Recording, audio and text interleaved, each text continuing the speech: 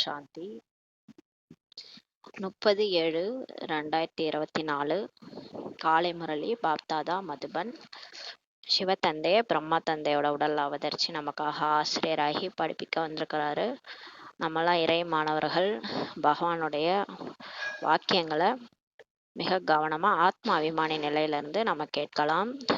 பாபா சொல்றாங்க, இனிமையான குழந்தைகளே, பாபா சொல்றாரு, இனிமையான குழந்தைகளே, துக்கத்தை நீக்கி சுகம் அளிப்பவர் ஒரே ஒரு தந்தை ஆவார். இப்போ நம்ம உலகமே துக்கமா இருக்குது. இந்த துக்கத்துக்கு காரணம் என்னன்னு தெரியாது யாருக்கும். ஆனா கடவுளை மட்டும் கூப்பிடுறாங்க. ஆனா அந்த துக்கத்தை நீக்கி சுகம் அளிக்கக்கூடியவர் ஒரே ஒரு இறைவன் தான் ஆவார் சொல்லி சொல்றாரு. அவர் உங்களது எல்லா துக்கங்களையும் நீக்கி விடுகிறார். ஒரு தடவை தான் வராரு, கல்பத்துல சங்கமயுகத்துல வராரு. ஆனா நம்மளுடைய எல்லா துக்கங்களையும் அவர் நீக்கி விடுகிறார் சொல்லி சொல்றாரு. மனிதர்கள் எவருடைய துக்கத்தையும் நீக்க முடியாது, மனுஷங்களால யாருடைய துக்கத்தையும் நீக்க முடியாது சொல்லி பாபா சொல்றாரு. கேள்வி: உலகில் அசாந்திக்கான காரணம் என்ன? சாந்தி எவ்வாறு ஸ்தாபனையாகும்? அப்புறம் பாபா சொல்றாங்க, அவரே பதில் சொல்றாரு, பல தர்மங்கள் இருப்பதே உலகில் அசாந்திக்கான காரணமாகும். இப்போ அவர் தர்ம ஸ்தாபனை பண்ணிட்டு போனாரு, உலகத்தை படைச்சாரு. ஆனாலும் நம்ம தான் இந்த ராவண ராஜ்யத்துல பல தர்மங்கள் உருவாயிடுச்சு. இப்போ பல தர்மங்கள் இருக்கிறதுனால தான் உலகில் அசாந்திக்கான காரணமே ஆகும் சொல்லி சொல்றாரு. அவங்க எல்லாருமே ஒரே கடவுளை தான் வழிபடுறாங்க, இருந்தாலும் அந்த பேரை மாற்றி மாற்றி கும்பிட்றாங்க. அல்லா, ஹிந்து தர்மத்தில் இருக்கிறவங்க என்ன சொல்கிறாங்க, வேறு நிறைய பேரை வச்சு கடவுளை வழிபடுறாங்க. கிருஷ்ணர் அது மாதிரி நிறைய பேர் வச்சு சொல்கிறாங்க. அவங்க முஸ்லீமில் அல்லான்றாங்க. இவங்க கிறிஸ்டின்ஸ் காட் இஸ் லைட்னு சொல்கிறாங்க. அதனால இயேசு தான் கடவுள்னு நினச்சிட்டு இருக்கிறாங்க. இது மாதிரி அவங்கவுங்க ஒரு பேர் வச்சுட்டு தன்னுடைய கடவுள் தான் உயர்ந்தவர் அப்படின்னு நினச்சிக்கிறாங்க. ஆனால் ஒரே கடவுளை தான் எல்லாருமே வழிபடுறாங்க. ஆனால் அது புரிஞ்சுக்காம அவங்க என்ன பண்ணிடுறாங்க, இதனாலேயே நிறைய சண்டை வந்துடுது. அதான் பாபா சொல்கிறாரு, அசாந்திக்கான காரணமே இதுதான் ஆகும்னு சொல்லி சொல்கிறாரு. கலியுக கடைசியில் ஒற்றுமையின்மை ஏற்படும் போது தான் அசாந்தி ஏற்படுகிறது சொல்லி பாபா சொல்கிறாரு. கலியுகத்தோட கடைசியில் இந்த மாதிரி ஆயிடுது. முன்னாடிலாம் கூட ஒழுங்காக எல்லாரும் ஒற்றுமையாக தான் இருந்தாங்க, எல்லா தர்மங்களும். துவாபர யுகம்லாம் கூட பாருங்க, அப்போ ரஜோ பிரதானமாக இருந்ததுனால யாருக்கும் அந்த நல்லது கெட்டது அந்த ஒரு குணம் அந்த மாதிரி மோசமாக இல்லாமல் இருந்தது. எல்லாருமே பிரதர் அந்த மாதிரி எல்லாரையுமே நண்பர்களாகவும் சகோதரர்களாகவும் பார்த்தாங்க, மற்ற தர்மத்தவர்களை கூட. ஆனாலும் கலியுக இறுதியில் மோசமாக ஒற்றுமையின்மை ஏற்படும் போதுதான் அசாந்தி ஏற்படுகிறது சொல்லி பாபா சொல்றாரு. தந்தை ஒரு சத்திய தர்மத்தினை ஸ்தாபனை செய்கிறார். ஆனா கடவுள் இப்ப எல்லாத்தையும் முடிச்சு இந்த அசாந்திக்கான காரணத்தை எல்லாத்தையும் முடிச்சுட்டு ஒரு சத்தியமான தர்மத்தை இப்ப ஸ்தாபனை செய்யறாரு. அங்கு அமைதி ஏற்படுகின்றது.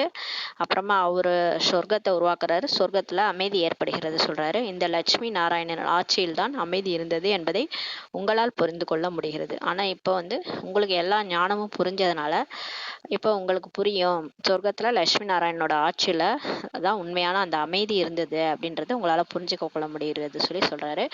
பவித்திர தர்மம் தூய்மையான தர்மமா இருந்துச்சு. அங்க பவித்திர கர்மமும் இருந்தது. அங்க தர்மமும் தூய்மையா இருந்தது, கர்மமும் தூய்மையா இருந்தது. இங்க தர்மம் பிரஷ்டம், கர்ம பிரஷ்டமா ஆயிடுச்சு இந்த கலியுகத்துல.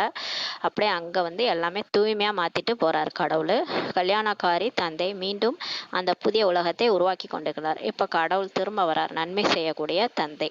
அவர் நமக்கு மீண்டும் அந்த புதிய உலகத்தை உருவாக்கிட்டு இருக்காரு. அதில் அசாந்தியின் பெயரே கிடையாது சொல்லி பாபா சொல்றாரு. அந்த புது உலகத்துல அசாந்தின்னு எதுவுமே இருக்காதுன்னு சொல்லி சொல்றாரு. அசாந்தி அப்படின்னா என்னன்னு கேட்பாங்க. புது உலகத்துல சொர்க்கத்துலன்னு சொல்லி பாபா சொல்றாரு. ஓம் சாந்தி. ஆன்மீக தந்தை இப்ப அமர்ந்து ஆன்மீக குழந்தைகளுக்கு புரிய வைக்கிறார். ஆன்மீக தந்தை தான் ஞானக்கடல்ன்ட்டு அழைக்கப்படுகிறார், அந்த ஆத்மாக்களின் தந்தை. இப்ப ஆத்மாவுக்கு தான் கடவுளே ஆத்மாவுடைய அப்பா, உயிரோடைய அப்பா, அவர் தான் பரமாத்மா. அவர் நமக்கு புரிய வைக்கிறாரு. ஆத்மாவினுடைய தந்தை தான் ஞானக்கடல்ன்ட்டு அழைக்கப்படுகிறார். அவர் தான் ஞானத்துல கடலா இருக்கிறாரு. எல்லாம் அந்த சிருஷ்டி சக்கரத்தோட ஞானம், நமக்கு தெரிஞ்ச ஞானம், தெரியாத ஞானம், சாஸ்திரம் எல்லாமே அவருக்கு தெரியுது அத்துப்படி. இந்த எல்லைக்கு அப்பாற்பட்ட விஷயத்துலதான் அவர் தான் ஞானத்துல கடலா இருக்கிறாரு. இது குழந்தைகளுக்கு இப்போது புரிய வைக்கப்பட்டுள்ளது. மும்பையில் கூட நிறைய சமூக ஊழியர்கள் இருக்கிறார்கள். மும்பையில் நிறைய பேர் இந்த சோஷியல் சர்வீஸ் பண்ணுறவங்களாம் இருக்கிறாங்க. அவர்களுடைய கூட்டம் கூட எப்போதுமே நடந்து கொண்டே இருக்குமா. மும்பையில் குறிப்பாக கூட்டம் நடைபெறுமா. இடத்தின் பெயர் வந்து அந்த கூட்டம் எங்கே நடக்குதோ அந்த பேர் வந்து பாரதிய வித்யா பவன் சொல்லி வைப்பாங்களாம். இப்போது கல்வி, வித்யானாலே நம்ம கல்வின்னு சொல்லுவோம் இல்லையா. கல்வி என்பது 2 விதமாக இருக்குதுன்னு சொல்லி பாபா சொல்கிறாரு. ஒன்று பள்ளிகளில் கல்லூரிகளில் கற்பிக்கப்படும் ஸ்தூல கல்வி. இப்போ நம்ம அந்த சாதாரணமாக ஸ்கூலில் காலேஜில் சொல்லி கொடுக்குற அந்த ஸ்தூலமான கல்வியை ஒன்று சொல்கிறாரு. இப்போது அதை வித்யா பவன் என்று கூறுகிறார்கள். இப்போ ஸ்கூல் காலேஜெல்லாம் வித்யா பவன் சொல்லி சொல்கிறாங்க. அவசியம் அங்கு வேறு ஏதோ விஷயம் உள்ளது. இப்போது கல்வி என்று எதற்கு கூறப்படுகிறது என்பதையோ மனிதர்கள் அறியாமலே உள்ளார்கள். பாபா சொல்கிறார், இப்போ கல்வின்ட்டு எதை சொல்கிறோன்றதையே தெரிஞ்சுக்காமல் இருக்கிறாங்க.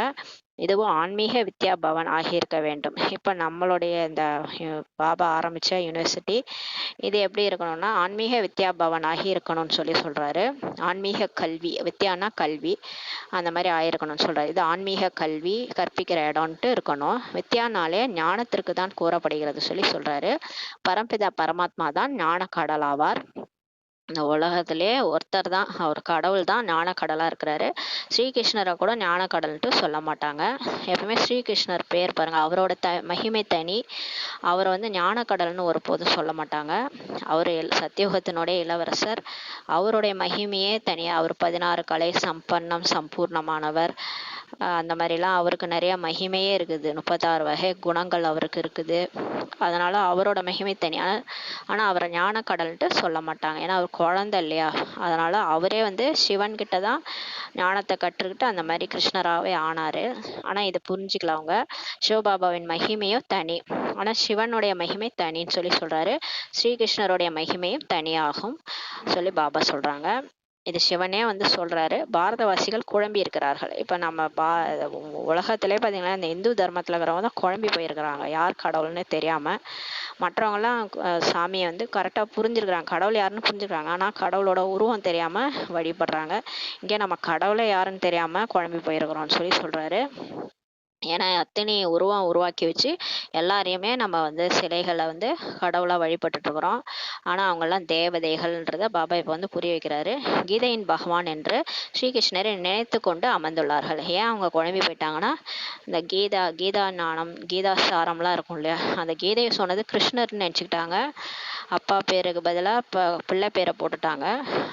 கீதையின் பகவான் ஸ்ரீகிருஷ்ணர்ட்டு நினச்சிக்கிட்டாங்கன்னு சொல்லி சொல்கிறாரு. ஆக வித்யா பவன் ஆகியவை திறந்து கொண்டே இருக்கிறார்கள். அதனால தான் எல்லாருமே அந்த கீதையை சொல்லக்கூடிய இடம்னு சொல்லிட்டு வித்யா பவன் திறந்துக்கிட்டே இருக்கிறாங்க. ஒன்றுமே புரிந்து கொள்ள முடியாமல் இருக்கிறாங்கன்னு சொல்லி சொல்கிறாரு. வித்யா என்பது கீதையின் ஞானம். அந்த ஞானமும் ஒரே ஒரு தந்தையிடம்தான் கிடைக்கிறது சொல்லி பாபா சொல்கிறாரு. வித்யானாலே ஞானம் என்று பொருள் சொல்கிறாரு. அது கீதையின் ஞானம். ஆனால் உண்மையில அந்த கீதா சாரம், கீதைன்னா என்ன, அதை வந்து யார் கொடுக்குறாங்கன்றது தெரியாமல் இருக்கிறாங்க. அந்த ஞானம் வந்து ஒரு கடவுள்கிட்ட, ஒரு பரம்பிதா பரமாத்மாட்ட தான் கிடைக்குதுன்ட்டு சொல்கிறாரு. அவரோ ஞானக்கடல் என்று கூறப்படுகிறார். இதை முழு மனித குலமும் அறியாமல் இருக்கிறது. இப்போ உலகத்தில் குழப்பத்துக்கு காரணமே உண்மையான கீதையை சொன்னவர் யாருன்னு தெரியாதனால தான் இவ்வளோ பிரச்சனையே. இதனால்தான் முழு மனித குலமும் அறியாமல் இருக்கிறது சொல்லி சொல்றாரு. பாரதவாசிகளின் தர்ம சாஸ்திரம் உண்மையிலே ஒன்றே ஒன்றுதான். அதுதான் சர்வ சாஸ்திர சிரோமணி பகவத்கீதைன்ட்டு பாபா சொல்றாரு. எல்லா சாஸ்திரங்களுக்கும் தாய் வந்து கீதை தான் சொல்லி சொல்றாரு. இப்போது பகவான் என்று யாரை சொல்லலாம் என்பதையும் இச்சமயம் பாரதவாசிகள் புரிந்து கொள்வதே இல்லை. ஸ்ரீகிருஷ்ணரை அல்லது ஸ்ரீராமரை பகவான்ட்டு நினச்சிக்கிறாங்க. ஒரு பக்கம் பாருங்களேன், கிருஷ்ணரை பகவான்ட்டு ஒரு கிருஷ்ணர்னு ஒரு சைடு ஒரு குரூப்பு, இன்னொரு பக்கம் ஸ்ரீராமர் தான் கடவுள்ன்ட்டு ஒரு குரூப்பு. அந்த மாதிரி பாரதவாசிகள் தான் குழம்பி போயிருக்கிறாங்க. ஒன்று இப்படி சொல்கிறாங்க, அல்லது தங்களையே பரமாத்மா என்று கூறிவிடுகிறார்கள். அப்படியே கொஞ்சம் மேலே போய் இப்போ என்ன சொல்லிட்டாங்க, அந்த காலத்து ரிஷி முனிவர்கள் கூட எனக்கு தெரியாதுன்னு சொன்னாங்க. இப்போ இருக்கிறவங்க பாருங்க, நானே பரமாத்மா, நான் தான் கடவுள்ன்ட்டு சொல்லிடுறாங்கன்னு சொல்லி சொல்கிறாரு. இன்றைய காலமே தமோ பிரதானமானது. ஆனால் இன்றைக்கு பாருங்க உலகம் ரொம்ப தமோ பிரதானமாக இருக்குது. ராவண ராஜ்யம் தானோ அப்படின்ட்டு இவரே தெரியாத மாதிரி கேட்குறாரு. ராவண ராஜ்யம் ஆயிடுச்சு தானோ அப்படின்ட்டு சொல்றாரு. ஏன்னா அவ்வளோ மோசமா இருக்கிறதுனால தன்னையே கடவுள்ன்ட்டு சொல்லிக்கிறாங்க. பாபா சொல்றாரு, குழந்தைகளாகிய நீங்கள் யாருக்காவது புரிய வைக்கும் போது சிவ பகவானோட வாக்கியம்ட்டு சொல்லுங்கன்னு சொல்றாரு. ஏன்னா நம்ம தான் சொல்றோம்னு நினைச்சிட்டு நம்மள்ட்ட சண்டைக்கு வந்துருவாங்க. இது கடவுளே வந்து சொல்றாருங்கன்னு சொல்லி புரிய வைங்க. முதலில் ஞான கடல் ஒரே ஒரு பரம்பிதா பரமாத்மா ஆவார் என்பதை புரிந்து கொள்ள வேண்டும். இங்க யார் வந்தாலும் முதல்ல இந்த ஞானத்தை சொல்றது யாருன்ட்டு புரிஞ்சுக்கணும். இறைவன் ஒருத்தர் தான், அவரு நம்மளுடைய அப்பா, பரம்பிதா பரமாத்மா, ஆத்மாவனுடைய தந்தைன்றத புரிய வைக்கணும். ஞானக்கடல் அவர்தான் சொல்லி புரிய வைக்கணும். அவருடைய பெயரே சிவன் என்பதாகும். சிவராத்திரியும் கொண்டாடுறாங்க, ஆனா யாருக்குமே புரியறதில்ல. அவசியம் சிவன் வந்திருக்கணும், அப்போதுதான் ராத்திரி கொண்டாடுகிறார்கள். சிவன் ராத்திரியில வந்திருக்கிறாரு, இந்த எல்லையற்ற இரவுல வந்திருக்கிறாரு. அந்த துவாபரகம் கலியுகல ஆத்மா வந்து ஃபீஸ் போன பல்பு மாதிரி ஆயிடுச்சு, இருட்டாயிடுச்சு ஆத்மா. அதுக்கு பேட்டரி லோவாயிட்டதுனால பல்பு எரியல. அப்போ வந்து ஆத்மால பேட்டரி லோவா இருக்கும் போது ராத்திரி ஆயிடுச்சு. அப்போ ராத்திரி ஆகும்போது தான் வந்திருக்கிறாரு. வந்து எல்லாருடைய பல்பையும் எரிய வைக்கிறாரு. இப்போ ஒளி ஏத்துறாரு. ஆத்மா ஒளி ஏற்றும் போது பகல் ஆயிடுது. அப்போ வந்து எல்லையற்ற பகலுக்கு நம்ம சத்தியுகம் திரேதாயுகம் போயிடுறோம். இந்த துவாபரகம் கலியுகத்துல தான், அந்த கலியுக கடைசியில தான் காரிருள்ல தான் ராத்திரி ஆயிருக்கும் போது தான் சிவன் வராரு. அதனால தான் சிவராத்திரி கொண்டாடுறாங்க. அதை கூட புரிய வைக்கணுன்றாரு. சிவன் யார் என்பது கூட தெரியாது யாருக்குமே. இந்த சிவன் தான் வந்து நீ எல்லா தர்மத்திலையும் கூப்பிடுற கடவுள் இவர்தான்றது யாருக்குமே தெரியாது. தந்தை கூறுகிறார், பகவானும் அனைவருக்கும் ஒரே ஒருவர் தான். கடவுளே சொல்றாரு வந்து, கடவுள் ஒருத்தர் தாங்க, நீங்க ஏங்க வேற யாரோ நினைச்சுக்கிறீங்க? அந்த தர்மத்துல அல்லா வேற, ஜீசஸ் வேற, அல்லா காட்ஃபாதர் வேற வேறன்னு ஏன் நினைச்சுக்கிறீங்க? எல்லாரும் எல்லாமே ஒருத்தர் தாங்க. அது வேற சொன்னா கோச்சிக்கிறாங்க. இல்ல, அல்லா வேற, உங்க சிவன் வேற அப்படின்னு சொல்றாங்க. அப்புறம் அல்லா ஈஸ்வர் தேரே நாம்ட்டு அந்த காலத்துல ஏன் பாடி இருக்கிறீங்க? அல்லா சப்கோ சன்மதி ஏ பகவான், அல்லா ஈஸ்வர் தேரே நாம்ட்டு பாடிக்கிறோம். உன் பேர் தான் அல்லாவும் ஈஸ்வரனும் உன் பேரே தான், எல்லாருக்கும் நல்ல கதி கொடு கடவுளேன்ட்டு பாடி இருக்கிறீங்க. ஆனாலும் இப்ப ஒத்துக்க மாட்டீங்க. கடவுள் ஒருத்தர் தான் சொல்லி சொல்றாரு. அனைத்து ஆத்மாக்களுக்கும் சகோதர சகோதரர்கள் ஆவார்கள். எல்லாருமே கடவுள் ஒரு அப்பா ஒருத்தர் தான். அப்ப நம்ம எல்லாருமே சகோதர சகோதரர்கள் தானே. இந்துவா இருந்தானே, முஸ்லீமா இருந்தா, கிறிஸ்டினா இருந்தானே, எல்லாருமே ஒரு ஒரு தாயின் ஒரு தந்தையினுடைய குழந்தைகள். அப்ப எல்லாருமே பிரதர்ஸ் தானே சொல்லி சொல்றாரு. ஆத்மாக்களின் தந்தை ஒரே ஒரு பரம்பிதா பரமாத்மா ஆவார். நம்ம எல்லாருடைய அப்பாவும் ஒரே ஒரு பரம்பிதா பரமாத்மா, அவர் தான் சிவன். அவரை தான் ஞான கடல்ட்டு கூறுவார்கள். தேவதைகளிடம் இந்த ஞானமே இல்லை. ஆனா அந்த சொர்க்கத்துல நடிச்சவங்களுக்கு அந்த ஞானமே இல்லைன்னு சொல்லி பாபா சொல்றாரு. ஏன்னா அவங்க வந்து வரும்போது அவங்களுக்கு ஞானம் இருக்காது. இந்த ஞானம் இப்ப நம்ம கேட்டுட்டு போறது அப்படியே மறந்துடும். அதான் ஒரு பிறவி எடுத்தாலே மறந்தது இல்லை. போன பிறவில என்ன நடந்ததுன்னு இப்ப கேட்டா நமக்கு தெரியாது இல்லை. அது மாதிரி தேவதைகளுக்கும் அவங்களோட போன பிறவில என்ன நடந்ததுன்னு தெரியாது. அதனால அவங்களுக்கு ஞானமே இல்லை. பாபா சொல்றாரு, எந்த ஞானம் படைப்பவர் மற்றும் படைப்பினுடைய முதலிலை கடை பற்றிய ஞானம் எந்த ஒரு மனிதரிடமே கிடையாது சொல்லி சொல்றாரு. கடவுளே வந்து சொல்லும் போதுதான் இந்த ஞானம் நமக்கு தெரியுது. இந்த பூலோகத்தை யார் படைச்சது, இதுல எத்தனை யுகம் இருக்குது, சத்தியுகம், திரேதாயுகம், துவாபரயுகம், கலியுகம், 4 யுகத்துல நம்ம எப்படி ஏணிப்படியில ஏறி ஏறி இறங்கி வரோம். எப்படி எந்த ஒரு மனுஷனுக்குமே இந்த ஞானமே கிடையாது சொல்லி சொல்றாரு. பழமையான ரிஷி முனிவர்கள் கூட தெரியலன்னு தான் சொன்னாங்க சொல்லி சொல்றாரு. பழமையான என்பதற்கான பொருளும் அவர்களுக்கு தெரியாது. அவங்களுக்கு ரிஷி முனிகளுக்கு கூட பழமைனா எதுன்னே தெரியாது சொல்லி சொல்றாரு. சத்தியுக திரேதா என்பதுதான் பழமையானது. உண்மையிலே எது பழமையானதுன்னா, இந்த மொத உலகம் வந்து பாபா படைக்கும் போது புது உலகம், அதுதான் சத்தியுகம் திரேதாயுகமா இருந்தது. துவாபர யுகத்துல இருந்து பாத்தீங்கன்னா, அது இதுக்கு முன்னாடியே அந்த உலகத்துல யாரோ வாழ்ந்துட்டு போயிருக்கிறாங்கன்ட்டு தெரியும். ஏன்னா ஃபுல்லா லிங்கம்லாம் உருவாக்கி இருப்பாங்க. இதெல்லாம் வந்து அப்ப லிங்கத்தை யார் உருவாக்குனது? அப்ப வந்து முதல்ல ஒரு தர்மம் இருந்திருக்கு. அந்த தர்மத்துல இருந்தவங்கலாம் பிரிஞ்சு அங்கங்க வாழ்ந்திருக்கிறாங்க. அதுக்கப்புறம் தான் நிறைய பேர் வர ஆரம்பிச்சாங்க. மற்ற தர்மங்கள்லாம் வர ஆரம்பிச்சது. அப்ப இது பழமையானதுன்றது அவங்க தெரியாம இருந்தாங்க. சத்தியுகம் திரேதாயுகம் தான் உண்மையிலே பழமையானதுன்னு சொல்லி சொல்றாரு. சத்தியுகம் என்பது புது உலகமாகும். பாபா சொல்றாரு, கடவுள் படைச்ச அந்த புது உலகம் தோட்டம், அது மலர்களால் ஆன தோட்டத்தை உருவாக்குனாரு கடவுள். அதுதான் சத்தியுகம், அதுதான் புது உலகமாகும் சொல்லி சொல்றாரு. இந்த பழைய உலகன்றது கலியுகம். அது வந்து முற்றிலும் வீணா போயிடுச்சு. இந்த உலகம் வந்து அசுத்தமா தமோ பிரதானமா ஆன பிறகு கடவுள் அதை அழிச்சிட்டு புது உலகமா மாத்துறாரு. அங்க ரிஷி முனிவர்கள் இருக்கவே இல்லை. பாருங்க, சத்தியுகம் திரேதாயுகத்துல ரிஷி முனிகள்லாம் யாரும் கிடையாது. அங்க சொர்க்கம்ட்டு அதுக்கு பேரு. அங்க லட்சுமி நாராயணனுடைய ராஜ்யம் நடைபெற்றது. அங்க ரிஷி முனிவர்கள்லாம் இருக்கலன்னு சொல்லி சொல்றாரு. இந்த ரிஷி முனிவர்கள் ஆகிய எல்லோரும் பின்னால் வந்துள்ளார்கள். சத்தியுகம் திரேதாயுகம் முடிஞ்சு தான் இந்த ரிஷி முனிவர்கள் வந்து பின்னாடி வந்திருக்கிறாங்கன்னு சொல்லி சொல்றாரு. அவர்களுக்கு கூட இந்த ஞானத்தை பற்றி தெரியாது. ரிஷி முனிவர்களுக்கு கூட இந்த மாதிரி உலகம் எப்ப ஆரம்பிக்குது, எப்ப முடியுது, கடவுள் எப்ப வந்தாரு, எப்படி அவர் ராஜ்யத்தை ஸ்தாபனை பண்ணாரு, எத்தனை தர்மம் இருக்குது, எதுவுமே அவங்களுக்கு தெரியாது. ஞானமே அவங்களுக்கு தெரியாது. தெரியாதுன்னு என்று கூறிவிடுகிறார்கள். அவங்க துவாபர யுகத்திலேருந்தே கடவுள் யாரு, பகவான் யாருலாம் கேட்டால் அவங்களுக்கே தெரியாதுன்னு தான் சொன்னாங்க. அவர்களுக்கே தெரியவில்லை என்றால் இப்போது தமோகுணியான பாரதவாசிகளுக்கு எப்படி தெரிந்திருக்க முடியும்னு சொல்லி பாபா கேட்குறாரு. ரிஷி முனிகளுக்கே தெரியாத ஞானம் இப்போ சாதாரண தமோகுணியா இருக்கிறாங்க.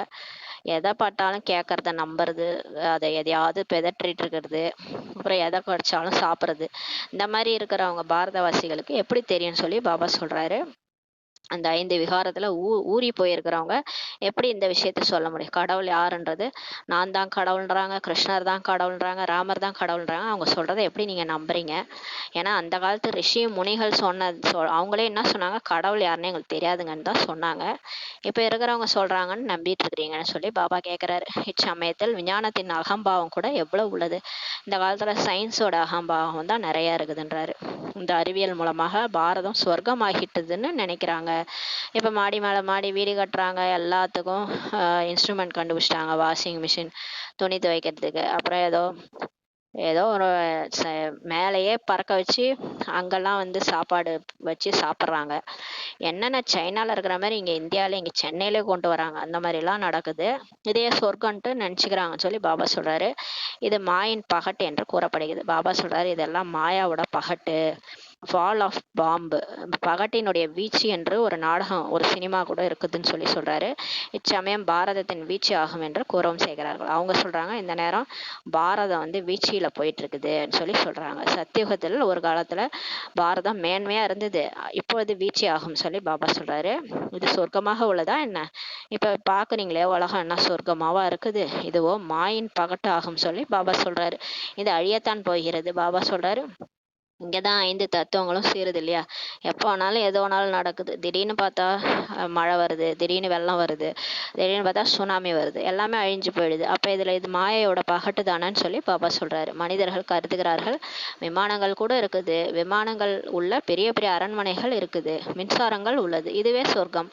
யாராவது இறந்தாலும் கூட சொர்க்கம் சென்றதாக கூறுகிறார்கள் சொல்லி பாபா சொல்றாரு. அவங்க என்ன நினைச்சுக்கிறாங்க, நம்ம ஏரோப்ளைன்லாம் ஒரு அரண்மனையா கட்டி வச்சுட்டு அதுல இருந்து ஏரோப்ளைன்லாம் அனுப்புறாங்க, அப்ப இதுவே சொர்க்கம்ட்டு நினைச்சுக்கிறாங்க. ஆனால் வந்து பாபா சொல்றாரு, இங்க யாரோ இறந்தா கூட சொர்க்கத்துக்கு போயிட்டதா வேற சொல்றாங்க. இறந்தவர் சொர்க்கம் சென்றார் என்றால் அந்த சொர்க்கம் வேறொரு உலகம் என கூட புரிந்து கொள்வதில்லை சொல்லி பாபா சொல்றாரு. சொர்க்கம்ன்றது இந்த நரகத்துல இருக்காது. திரும்ப இங்கே வந்து பிறக்குறாங்க அப்படின்னா இது நரகம் தானே.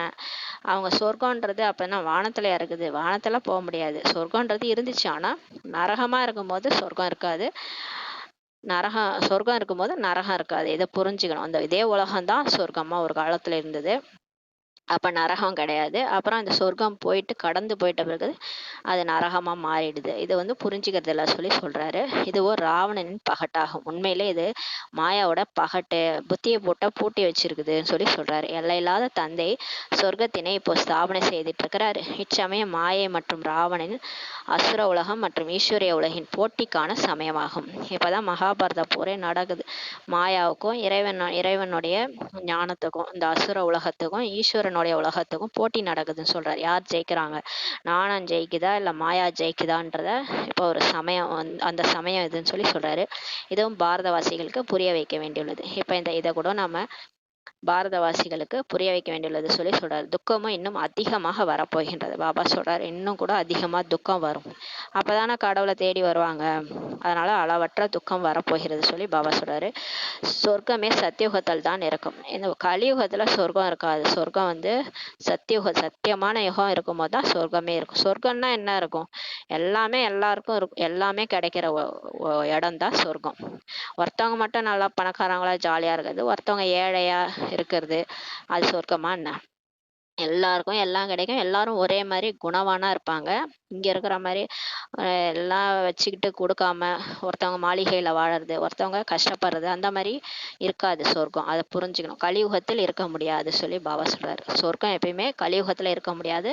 புருஷோத்தம சங்கமயுகம் என்று எதற்கு கூறப்படுகிறது என்பது கூட யாருக்குமே தெரியாது சொல்லி பாபா சொல்றாரு. ஆத்மா உத்தமமாகற ஒரு யுகம் இருக்குது. அது வந்து கலியுகத்துக்கும் சத்தியுகத்துக்கும் நடுவுல ஒரு சங்கம யுகம் இருக்குதுன்றது யாருக்குமே தெரியாது. இதுவும் தந்தை தான் இப்போ வந்து புரிய வைக்கிறாரு. ஞானம் என்பதோ பகல், பக்தி என்பது இரவுன்னு சொல்லி பாபா சொல்றாரு. இருளில் தடிமாறிக்கொண்டே இருக்கிறார்கள். பாருங்க, அந்த ஆத்மான்ற உணர்வு இல்லாதனால தேக உணர்வுல தடுமாறிக்கிட்டே இருக்கிறாங்க சொல்லி சொல்றாரு. இப்போ ஒரு கரண்ட் போயிடுச்சுன்னா நம்ம இருள்ல தடுமாடுறோம்ல, டார்ச் லைட் எடுத்துட்டு போய் அப்படியே தள்ளாடிக்கினே போவோம். அந்த மாதிரி தான் இப்போ ஆத்மால பேட்டரி லோ ஆயிட்டு நம்ம இருள்ல தள்ளாடிட்டு இருக்கிறோம்னு சொல்லி சொல்றாரு. பக்தி கூட ஒரு இரவு தான். ஏன்னா கடவுளை தேடி அலையறதுனால அது இரவுன்னு சொல்லி சொல்றாரு. கடவுளே கிடைச்சிட்டாரு, அதுதான் ஞானம். இப்ப பகவானை சந்திப்பதற்காக எவ்வளவு வேத சாஸ்திரம் எல்லாம் படிக்கிறாங்க. வேத சாஸ்திரம் படிச்சா பகவானை பார்த்துடலாம், காட்சி கொடுப்பாரு, அவர் கூட போயிடலாம், கடைசியா வருவாரு, விஸ்வரூப தரிசனம் கொடுப்பாரு அப்படிலாம் நினைக்கிறாங்க.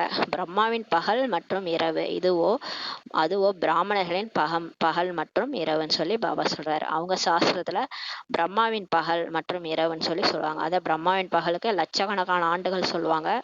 அந்த லட்சக்கணக்கான ஆண்டுகளுக்கு பிரம்மாவுக்கு ஒரு பகல், அதே மாதிரி இன்னொரு லட்சக்கணக்கான ஆண்டுகள் வந்து பிரம்மாவுக்கு இரவுன்னு சொல்லி சொல்லுவாங்க. பாபா சொல்றாரு, பிரம்மாவின் பகல்ன்றதே 2500 வருஷம்தான். அதுவேதான் பிராமணர்களுக்கும் பகலா இருக்குது. மொத்தமா 33 கோடி தேவதைகளும் போய் 2500 வருஷம் தேவதையா இருக்கிற வரைக்கும் அது பகலா இருக்குது. ஆத்ம உணர்வுல நடிக்கும் போது பகலா இருக்குது. அதே பிராமணர்களும் பிரம்மாவும் அவங்க ஆத்ம உணர்வை இழந்து சாதாரண மனுஷன் ஆகும்போது அது இரவாயிடுது. 2500 வருஷம் இரவா இருக்குதுன்னு சொல்லி புரிய வைக்கிறாரு. உண்மையான முக வம்சாவளி பிராமணர்கள் நீங்க தான் சொல்றாரு. அவர்களோ கலியுக குக வம்சாவளி பிராமணர்கள். அவங்க கலியுகத்துல இருக்கிற வயிற்று மூலமா பிறந்தவங்க. நீங்கள் புருஷோத்தம சங்கமயுகி பிராமணர்கள் சொல்லி சொல்றாரு. இப்ப நம்ம வாய் மூலமா பிறந்தது, பிரம்மா வாய் வழி வம்சத்தினரா இருக்கிறோம். இந்த விஷயங்கள் வேறு யாருக்குமே தெரியாது. இந்த விஷயங்களை புரிந்து கொள்ளும் பொழுதுதான் நாம் என்ன செய்து கொண்டிருக்கிறோம் என்பது புத்தியில் வரும். இது உலகத்துல இருக்கிறவங்களுக்கு யாருக்குமே தெரியாது. இவங்க ஏதோ பண்ணிட்டு இருக்கிறாங்கன்னு நினைச்சிட்டு இருக்கிறாங்க. ஆனா அவங்க இதெல்லாம் புரிஞ்சுக்கும் போதுதான் நாம என்ன உண்மையில பண்ணிட்டு இருக்கிறோம், இறை சேவை பண்ணிட்டு இருக்கிறோம்ன்றது அவங்க புத்தியில வரும்னு சொல்லி பாபா சொல்றாரு. பாரதம் சதோ பிரதானமாக இருந்தது, அதுதான் சொர்க்கம் என்று கூறப்படுகிறது சொல்லி பாபா சொல்றாரு. ஒரு காலத்துல இதே பாரதம் தான் தூய்மையா இருந்தது, அதப்ப சொர்க்கம்ட்டு சொல்லப்பட்டது. எனவே அவசியம் இது நரகமாகும். அப்ப ஒரு காலத்துல சொர்க்கம் இருந்துச்சுன்னா அப்ப கண்டிப்பா இது நரகம் தானேன்னு சொல்லி பாபா சொல்றாரு. அதனால்தான் நரகத்திலிருந்து சொர்க்கம் செல்கிறோம். அதனாலதான் நரகம் வழியாதான் சொர்க்கம்னு கூட ஒரு சாஸ்திரத்துல இருக்குது. நரகத்தின் வழியாக தான் சொர்க்கத்துக்கு போகும் வழி இருக்குது அப்படின்னு சொல்லி சொல்லுவாங்க. அதனால தான் இப்போ நரகத்துலேருந்து நம்ம ஞானம் அடைஞ்சு சொர்க்கத்துக்கு போகிறோம்னு சொல்லி பாபா சொல்கிறாரு. அங்கே சாந்தியும் இருக்கிறது, சுகமும் உள்ளது. சொர்க்கத்தில் அமைதியும் இருக்கும், சுகமும் இருக்கும்னு சொல்லி பாபா சொல்கிறாரு. லக்ஷ்மி நாராயணன் ராஜ்யமாகும் அல்லவா, அங்கே யார் அங்கே ஆட்சி புரியுறாங்கன்னா லக்ஷ்மி நாராயணர். அதனால தான் அங்கே சாந்தியும் சுகமும் நிரம்பி இருக்கும். மனிதர்களின் பெருக்கம் எப்படி குறைய முடியும்ட்டு நீங்கள் புரிய வைக்க முடியும். இப்போ உண்மையிலே பாப்புலேஷனை குறைக்கணும் அப்படின்ட்டு அவங்க முயற்சி பண்றாங்க. ஆனா உண்மையிலே பாப்புலேஷனை எப்படி குறைக்க முடியும்ன்றத நீங்க அவங்களுக்கு கவர்மெண்ட்டுக்கு புரிய வைக்க முடியும். அசாந்தி எப்படி குறைய முடியும் சொல்லி பாபா கேட்குறாரு. அசாந்தி எப்படி குறைய முடியும்? அசாந்தி இருப்பதே பழைய உலகமான கலியுகத்துல தான். இங்க எங்கேயுமே நிம்மதியே இல்லைல்ல, எங்க பார்த்தாலும் அசாந்தி தான், துக்கம் அசாந்தி தான், நிம்மதி இல்லை. அது எப்படி குறைய முடியும்னு சொல்லி பாபா கேட்குறாரு. ஏன்னா இப்போ நம்ம இருக்கிறதே பழைய உலகமான கலியுகம். இங்கே போய் நம்ம சாந்தி எப்படி எதிர்பார்க்க முடியும் சொல்லி பாபா கேட்குறாரு. புதிய உலகத்துல தான் சாந்தியே இருக்கும்னு சொல்லி பாபா சொல்றாரு. இங்க வந்து அசாந்தி தான் இருக்கும் கலியுகத்துல. ஏன்னா இங்க பல தர்மங்கள் இருக்குது. எல்லாமே நம்ம கர்மமும் வந்து பிரஷ்டம், தர்மமும் பிரஷ்டமா இருக்கிறதுனால இங்க எப்படி வந்து அசாந்தி குறையும்? கண்டிப்பா நம்ம எப்ப கர்மம் வந்து நல்லதா ஆகுதோ நம்மளோட தர்மமும் உயர்ந்ததா ஆகுதோ அப்பதான் உலகத்துல சாந்தி இருக்கும். அது புது உலகத்துல தான் இருக்கும்னு சொல்லி சொல்றாரு. சொர்க்கத்தில் சாந்தி உள்ளது அல்லவா? சொர்க்கத்துல அமைதியா இருக்குது. ஒரு சொர்க்கத்துல அமைதி எப்படி வருது சொல்லி கேக்குறாரு. அதற்கு தான் ஆதி சனாதன தேவி தேவதா தர்மம் என்று கூறப்படுகிறது சொல்லி பாபா சொல்றாரு. அந்த சொர்க்கத்தை தான் நம்ம வந்து ஆதி சனாதன தேவி தேவதா தர்மம்ட்டு சொல்றோம்னு சொல்லி சொல்றாரு. ஹிந்து தர்மம் இப்போதுதான் இருக்கிறது. ஆனா பாருங்க, முதல்ல சனாதன தர்மம் தான் வச்சிருந்தாங்க. அதுக்கப்புறம் ஹிந்து தர்மம்ட்டு ஹிந்துஸ்தான் பேரை வச்சு இந்த ஆங்கிலேயர்கள் வந்து ஹிந்துன்னு பேர் வச்சுட்டு போயிருக்கிறாங்க. நம்ம தர்மம் என்னன்னு கூட நமக்கு தெரியல. பாபா சொல்றாரு இந்து தர்மம் என்று இப்போதுதான் உள்ளது சொல்லி சொல்றாரு. இதை ஆதி சனாதன தர்மம் என்று கூற முடியாது. இப்போ வந்து ஆதி சனாதன தர்மம்ட்டு சொல்ல முடியாது. இதுவோ இந்துஸ்தான் என்ற பெயரில் இந்து என்று கூறிவிடுகிறார்கள் சொல்லி பாபா சொல்றாரு. உண்மையிலே ஆதி சனாதன தேவி தேவதா தர்மம் தான் இருந்தது. அங்கு முழுமையாக தூய்மை, சுகம், சாந்தி, ஆரோக்கியம் எல்லாமே இருந்தது. எப்போது கூப்பிடுகிறார்கள் நாங்கள் பத்திதமாக உள்ளோம். அந்த மாதிரி இருந்த உலகத்துல அந்த மாதிரி தர்மம் தான் இருந்துச்சு. ஆனா இப்ப கடவுளை கூப்பிடுறாங்க. எதுக்குன்னா, நாங்க தூய்மை இல்லாம ஆயிட்டோம், ஹே பத்தித பாவனரே வாருங்கள் சொல்றாங்க. இப்போது கேள்வியாவது பத்தித பாவனர் யார்? இப்ப பாபா கேக்குறாரு, அந்த பத்தித பாவனரே வாருங்கள்னு கூப்பிடுறீங்களே அவர் யாரு? ஸ்ரீகிருஷ்ணரையோ நம்ம சொல்ல மாட்டோம். ஏன்னா பத்தித பாவனர் தூய்மையற்றவர்களை தூய்மையாக்குபவர். யாருன்னு கேட்டா அவர் ஸ்ரீகிருஷ்ணரை சொல்ல மாட்டாங்க. அதுல வர ராமர் தானே பாடுறாங்க. பத்தித பாவன சீதாராம் தான் சொல்லி பாடுறாங்க. சீதைகளின் ராமரே வாருங்கள் தான் கூப்பிடுறாங்க. கிருஷ்ணர் பேரை கூட போடல. பத்தித பாவனர் பரம்பிதா பரமாத்மா தான் ஞான கடல் ஆவார். அந்த ராமர் நீ சொல்றது சீதைகளின் ராமன். சீதைன்றது ஆத்மா. ஆத்மா அந்த கோட்டை தாண்டிருச்சு, ராவணனுடைய கோட்டுக்கு போயிடுச்சு. அதனால இங்க ஸ்ரீமத்ன்ற கோட்டை தாண்டினதுனாலதான் நம்ம ராவணன்ட்ட மாட்டிக்கிறதுனால இப்ப வந்து வனவாசத்துல இருக்கிறோம். கலியுகத்துல ராவணனுடைய கைதியா இருக்கிறோம். நம்மளை விடுவிக்கக்கூடியவர் அந்த ராமர். அந்த ராமர்ன்றவர் அந்த ஆத்மாக்களுடைய தந்தை. அவர் தான் பரம்பிதா பரமாத்மா. அவர் தான் ஞான கடல் ஆவார். அவரே வந்து நமக்கு படிப்பிக்கிறார். ஞானத்திற்கு தான் படிப்பு என்று கூறப்படுகிறது. முழு ஆதாரமும் கீதை மீது தான் இருக்கிறது சொல்லி பாபா சொல்றாரு. இந்த முழு உலகமே மாற போறதுக்கு ஆதாரமே இந்த கீதை தான் சொல்றாரு. இப்போது நீங்கள் கண்காட்சி, மியூசியம் ஆகியவை அமைக்கிறீர்கள். இப்போ நம்ம நிறைய கண்காட்சி, மியூசியம் எல்லாம் வச்சு புரிய வைக்கிறோம் எல்லாருக்கும். ஆனால் இதுவரையும் பிகே என்பதன் பொருளை கூட புரியாம இருக்கிறாங்கன்னு சொல்லி சொல்றாரு. ஆனா இது வரைக்கும் இந்த இன்ஸ்டிடியூஷன் பேர் என்ன, பிரம்மா குமாரிகள்னா யாரு, இந்த பத்தித பாவனர் யாரு, பரம்பிதா பரமாத்மா யாரு, இந்த இன்ஸ்டிடியூஷனை யார் நடத்துறாங்க, இதுக்கு தலைவர் யாரு, எதுவுமே புரியாம இருக்கிறாங்க. இது ஏதோ புதிய தர்மமாகும் என நினைக்கிறார்கள். அவங்க என்ன நினைச்சுக்கிறாங்க, இந்த ஹிந்து, முஸ்லிம், கிறிஸ்டின், சீக்கிய தர்மம், புத்த தர்மத்தை விட இது ஏதோ புதுசா ஒரு தர்மம் கிளம்பிக்குதுன்னு நம்மள நினைச்சுக்கிறாங்கன்னு சொல்லி பாபா சொல்றாரு. ஆனா கேட்கிறார்கள், ஒன்றும் புரிந்து கொள்வதில்லை. வந்து உட்காடுறாங்க, கிளாஸ் கேட்கறாங்க, ஆனா ஒண்ணுமே புரிஞ்சிக்க மாட்டாங்கன்னு சொல்லி சொல்றாரு. முற்றிலுமே தமோ பிரதானமாக கல்லு புத்தி என்று தந்தை கூறியுள்ளார். அது சொல்றாருல, யாருக்கெல்லாம் புரியலையோ அவங்களுக்கு தமோ பிரதான கல் புத்தின்னு சொல்லி பாபா சொல்றாரு. இச்சமயம் விஞ்ஞானத்தில் அகங்காரம் உடையவர்களும் பெருகிவிட்டனர். இப்ப சயின்ஸ்ல பாருங்க, நிறைய கண்டுபிடிச்சிட்டு அதுல அவங்களுக்கு ஒரு பெருமை, அந்த பெருமையில அவங்களுக்கு ஈகோ வந்துருது, யாரையும் மதிக்க மாட்டாங்க, அகங்காரம் உடையவங்களா மாறிடுறாங்க. என்ன சொல்றாங்க, நான் உங்க நாட்டையே அழிச்சிருவேன் அப்படின்லாம் ஒரு அகங்காரம் வருது. அது மாதிரிலாம் சொல்றாங்க. அறிவியல் மூலமாக தங்களே விநாசம் செய்து கொள்கிறார்கள் என்றால் கள்ளு புத்தி என்றுதான் கூற வேண்டும் அல்லவா சொல்லி பாபா கேட்கிறாரு. பாருங்களேன், அந்த பொருளை ஒண்ணு கண்டுபிடிக்கிறோம், அதன் மூலமா நம்ம அழிஞ்சு போறோம்னு தெரியும் போது கூட அதுல அவங்களுக்கு அகங்காரம் வேற. அந்த மாதிரி இருக்கிறாங்களே, அவங்கள என்னன்னு சொல்றது, கல்லு புத்தி தானே அப்படின்னு சொல்லி சொல்றாரு. தங்க புத்தி என்று கூறுவார்களா என்ன? இந்த மாதிரி தன்னைத்தானே அழிச்சுக்கிட்டு தன் நாட்டை அழிக்கிறது, எல்லாரையும் சாகடிக்கிறதுக்கு என்ன தங்க புத்தி நான் சொல்ல முடியும்னு சொல்லி சொல்றாரு. வெடிகுண்டுகள் ஆகியவை தங்களுடைய அழிவுக்காக தான் தயாரிக்கிறார்கள். இப்ப பாருங்க, ஆட்டம் பாம்பு போட்டு வெடிகுண்டெல்லாம் போட்டு அழிக்கிறாங்க. ஒரு நாடு இன்னொரு நாடு அடிச்சுக்குது. இதெல்லாம் என்ன நல்லதா? அப்படின்றி சங்கரன் ஏதோ அழிக்கிறார் என்பதல்ல. அப்படி உடனே உலகத்துல அவங்க என்ன சொல்றாங்க, சங்கரன் மூலமா விநாசம், சங்கரன் 3வது கண்ணை திறந்தாருன்னா பூமியே அழிஞ்சிரும், அவர் தான் அழிச்சிட்டாருன்னு சொல்லி சிவனும் சங்கரனும் ஒண்ணுன்னு சொல்லி அந்த கடவுள் மேலே பழிய போட்டுறாங்க. பாபா சொல்றாரு, இவங்களே வெடிகுண்டை தயாரிச்சு இவங்களே அழிச்சுக்கிட்டு நம்ம பேர்ல பழிய போட்டுறாங்க சொல்லி சொல்றாரு. சங்கரர்லாம் அழிக்கிறாருலாம் கிடையாது. இல்லை, இவர்கள் தங்களுடைய அழிவுக்காக எல்லாம் தயாரித்துள்ளார்கள் சொல்லி பாபா சொல்றாரு. இவங்களே தமோ பிரதான புத்தியினால இந்த ஆட்டம் பாம்பெல்லாம் உருவாக்கி தானே அழிச்சுக்கிறாங்கன்னு சொல்லி பாபா சொல்றாரு. ஆனால் தமோ பிரதான கல் புத்தியினர் புரிந்து கொள்வதே இல்லை. ஆனாலும் யாரெல்லாம் தமோ பிரதானமா இருக்கிறாங்களோ அவங்க என்ன பண்ணுவாங்க, கல் புத்தியா இருக்கிறதுனால புரிஞ்சிக்க மாட்றாங்க. எதெல்லாம் உருவாக்குகின்றனரோ இந்த பழைய சிருஷ்டிகள் விநாசத்திற்காக தான் சொல்லி பாபா சொல்றாரு. இப்ப என்னெல்லாம் அவங்க உருவாக்குறாங்களோ அதெல்லாம் அவங்க இந்த உலகத்தை அழிக்கிறதுக்கு தான் உருவாக்குறாங்க. இதன் மூலமா தான் விநாசம் ஆக வேண்டிய உள்ளது சொல்லி பாபா சொல்றாரு. இது பாபா எதுக்கு சொல்றாருன்னா பார்த்துட்டு சொல்றாரு, இந்த உலகம் விநாசம் எப்படி ஆகும், இந்த மனிதர்கள் தன்னைத்தானே அழிச்சிக்கிறதுக்காக தான் இதெல்லாம் உருவாக்குறாங்கன்னு சொல்லி சொல்றாரு. அப்போதுதான் பின் புது உலகத்தின் வெற்றி முழக்கம் ஏற்படும். அந்த உலகம் விநாசம் நடக்கும் போதுதான் புது உலகத்தினுடைய வெற்றி முழக்கமே ஏற்படும். கடவுள் வந்துட்டாரு, சத்தியோகம் வரப்போகுது அப்படின்ற வெற்றி முழக்கம் அப்ப ஏற்படும் அப்படி சொல்லி சொல்றாரு. அவர்கள் பெண்களின் துக்கத்தை எப்படி நீக்குவது என்று நினைக்கிறார்கள். இப்ப உலகம் ஃபுல்லா பெண்களுக்கு நிறைய துக்கம் இருக்கு. நிறைய பேரை சாகடிக்கிறாங்க. நிறைய சின்ன சின்ன குழந்தைகளை கூட விடுறதில்ல. நகைக்காக பேராசையின் காரணத்தினால நகையெல்லாம் அறுக்கிறதுக்காக உயிரோட கூட விட மாட்டுறாங்க. நகையை எடுத்துக்கிட்டு கொலை வேற பண்ணிடுறாங்க. எல்லாமே இந்த பெண்களுக்கு தான் இப்போ நிறைய பிரச்சனை இருக்குது. அவங்களுடைய துக்கத்தை எப்படி நீக்கிறதுன்ட்டு நினைக்கிறாங்க. ஆனால் மனிதர்கள் எவரவருடைய துக்கத்தையும் நீக்க முடியுமா என்ன சொல்லி பாபா கேட்குறாரு. சரி, மனிதர்கள் இப்பயே ஏதாவது ஒன்று நடக்குது, நம்மளால போய் ஒருவனால போய் எதையாவது மாற்ற முடியுமா? இல்லை எல்லாரும் சேர்ந்து தான் எதையா மாற்ற முடியுமா? மனிதர்களால் ஒன்றுமே செய்ய முடியாது சொல்லி பாபா சொல்கிறாரு. துக்கத்தை நீக்கி சுகம் அளிப்பவரோ ஒரே ஒரு தந்தை தான் ஆவார். அந்த கடவுளால் மட்டும்தான் முழு உலகத்திற்கும் சுகம் கொடுக்க முடியும்னு சொல்லி சொல்கிறாரு. ஆனால் நம்ம அவருக்கு கோஆப்ரேட் பண்ணணும். நம்ம யோகா பண்ணி நம்ம எல்லாருக்கும் ஞானத்தை பரப்புறதுக்கு ஹெல்ப் பண்ணணும். பாபாவுக்காக நம்ம யோகா செஞ்சாலே போதும், அவரை நினைச்சாலே போகிறோம், அவர் எல்லா வேலையும் முடிச்சிடுவாரு.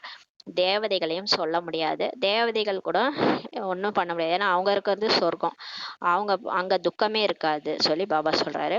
அவங்க துக்கத்தை நீக்கி சுகம் கொடுக்க வேண்டியதெல்லாம் அவசியம் கிடையாது. ஏன்னா அவங்க சுகமா தான் இருப்பாங்க. ஸ்ரீகிருஷ்ணரும் தேவதை தான் சொல்லி பாபா சொல்றாரு. பகவான்கிட்ட ஸ்ரீகிருஷ்ணரை சொல்ல முடியாது, அவர் ஒரு தேவதை.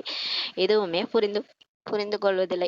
இது கூட புரிஞ்சிக்க மாட்டாங்கன்னு சொல்லி சொல்றாரு. யார் புரிஞ்சுக்கிறாங்களோ அவங்க தான் பிராமணராகி மற்றவங்களுக்கும் புரிய வைத்து கொண்டே இருக்கிறார்கள். இந்த ஞானத்தெல்லாம் யார் புத்தி போட்டு ஓப்பனாக இருக்கோ அவங்க தான் புரிஞ்சுக்குவாங்க. அவங்க உண்மையா வந்திருக்கிறது கடவுள் தான், அவர் ஒருத்தர் தான், அவர் தான் சொல்லிட்டு இருக்கிறாரு அப்படின்ட்டு புரிஞ்சிட்டு பிராமணராகி எல்லாருக்கும் புரிய வைப்பாங்கன்னு சொல்லி சொல்றாரு. யார் ராஜ்ய பதவியினுடையவர் அல்லது ஆதி சனாதன தேவதா தர்மத்தினுடையவர்களோ அவங்க தான் இப்ப வெளிப்படுறாங்கன்னு சொல்லி சொல்றாரு. இப்ப யார் லட்சுமி நாராயணன் ஆக போறாங்களோ, யார் அவங்களுடைய தர்மத்துல வரப்போறாங்களோ அவங்களாதான் இப்ப வெளிப்படுறாங்க. லட்சுமி நாராயணன் எப்படி சொர்க்கத்துக்கு எஜமானர் ஆனார்கள்? விஸ்வத்திற்கு எஜமானர் ஆகும் வகையில் என்ன கர்மம் செய்தார்கள்? இச்சமயம் கலியுக முடியலோ அநேக தர்மங்கள் உள்ளன. பாபா கேட்குறாரு, இந்த லட்சுமி நாராயணன் எப்படி சொர்க்கத்துக்கே எஜமானரானாங்க, அவங்க என்ன கர்மம் செஞ்சாங்க அந்த மாதிரி சொல்லி பாபா கேட்குறாரு. உலகத்துக்கே ஒருத்தவங்க எஜமானர் ஆகணும்னா அப்பேற்பட்ட கர்மம் செஞ்சிருக்கணும்ல, அப்ப என்ன செஞ்சாங்க அவங்க இந்த மாதிரி ராஜா ஆனாங்க அப்படின்னு சொல்லி கேட்குறாரு. இச்சமயம் கலியுக முடியல நிறைய தர்மம் இருக்கு இல்லையா, அதனாலதான் அசாந்தி இருக்குது.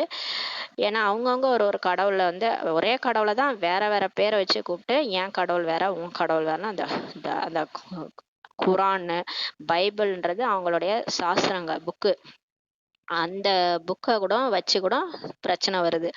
அந்த புக்கை யாராவது தவறா சொல்லிட்டா அந்த மாதிரிலாம் பகவத்கீதை கீதையை பத்தி கூட யாரும் எதுவும் சொல்லக்கூடாது. இந்த மாதிரி அவங்கவுங்க தர்மத்துக்கு ஒரு இது வச்சுக்கிறாங்க. ஆனா எல்லாரும் ஒரே கடவுளுடைய குழந்தைகள் தான், பரமாத்மாவுடைய குழந்தைகள் தான் அப்படின்றத புரிஞ்சுக்கல. இருந்தாலும் ஒரு பேர் வச்சுட்டு ஒரு புக்கு வச்சுட்டாங்க. அந்த புக்கை தவறா சொன்னா கூட அதனால அடிச்சுக்கிறாங்க, அதனால கொலை பண்றாங்க. இந்த மாதிரி அசாந்தியை வர்றதுக்கு காரணமே இதான்னு சொல்லி சொல்றாரு. புது உலகத்தில் இது போல ஆகுமா என்ன? ஆனா பாபா சொல்றாரு, நான் படைச்ச உலகத்துல அல்லாவின் தோட்டம் சொல்றாங்கல்ல, பூக்களினுடைய மலர்களெல்லாம் கொண்டு போய் அங்க நான் விட்டேன்.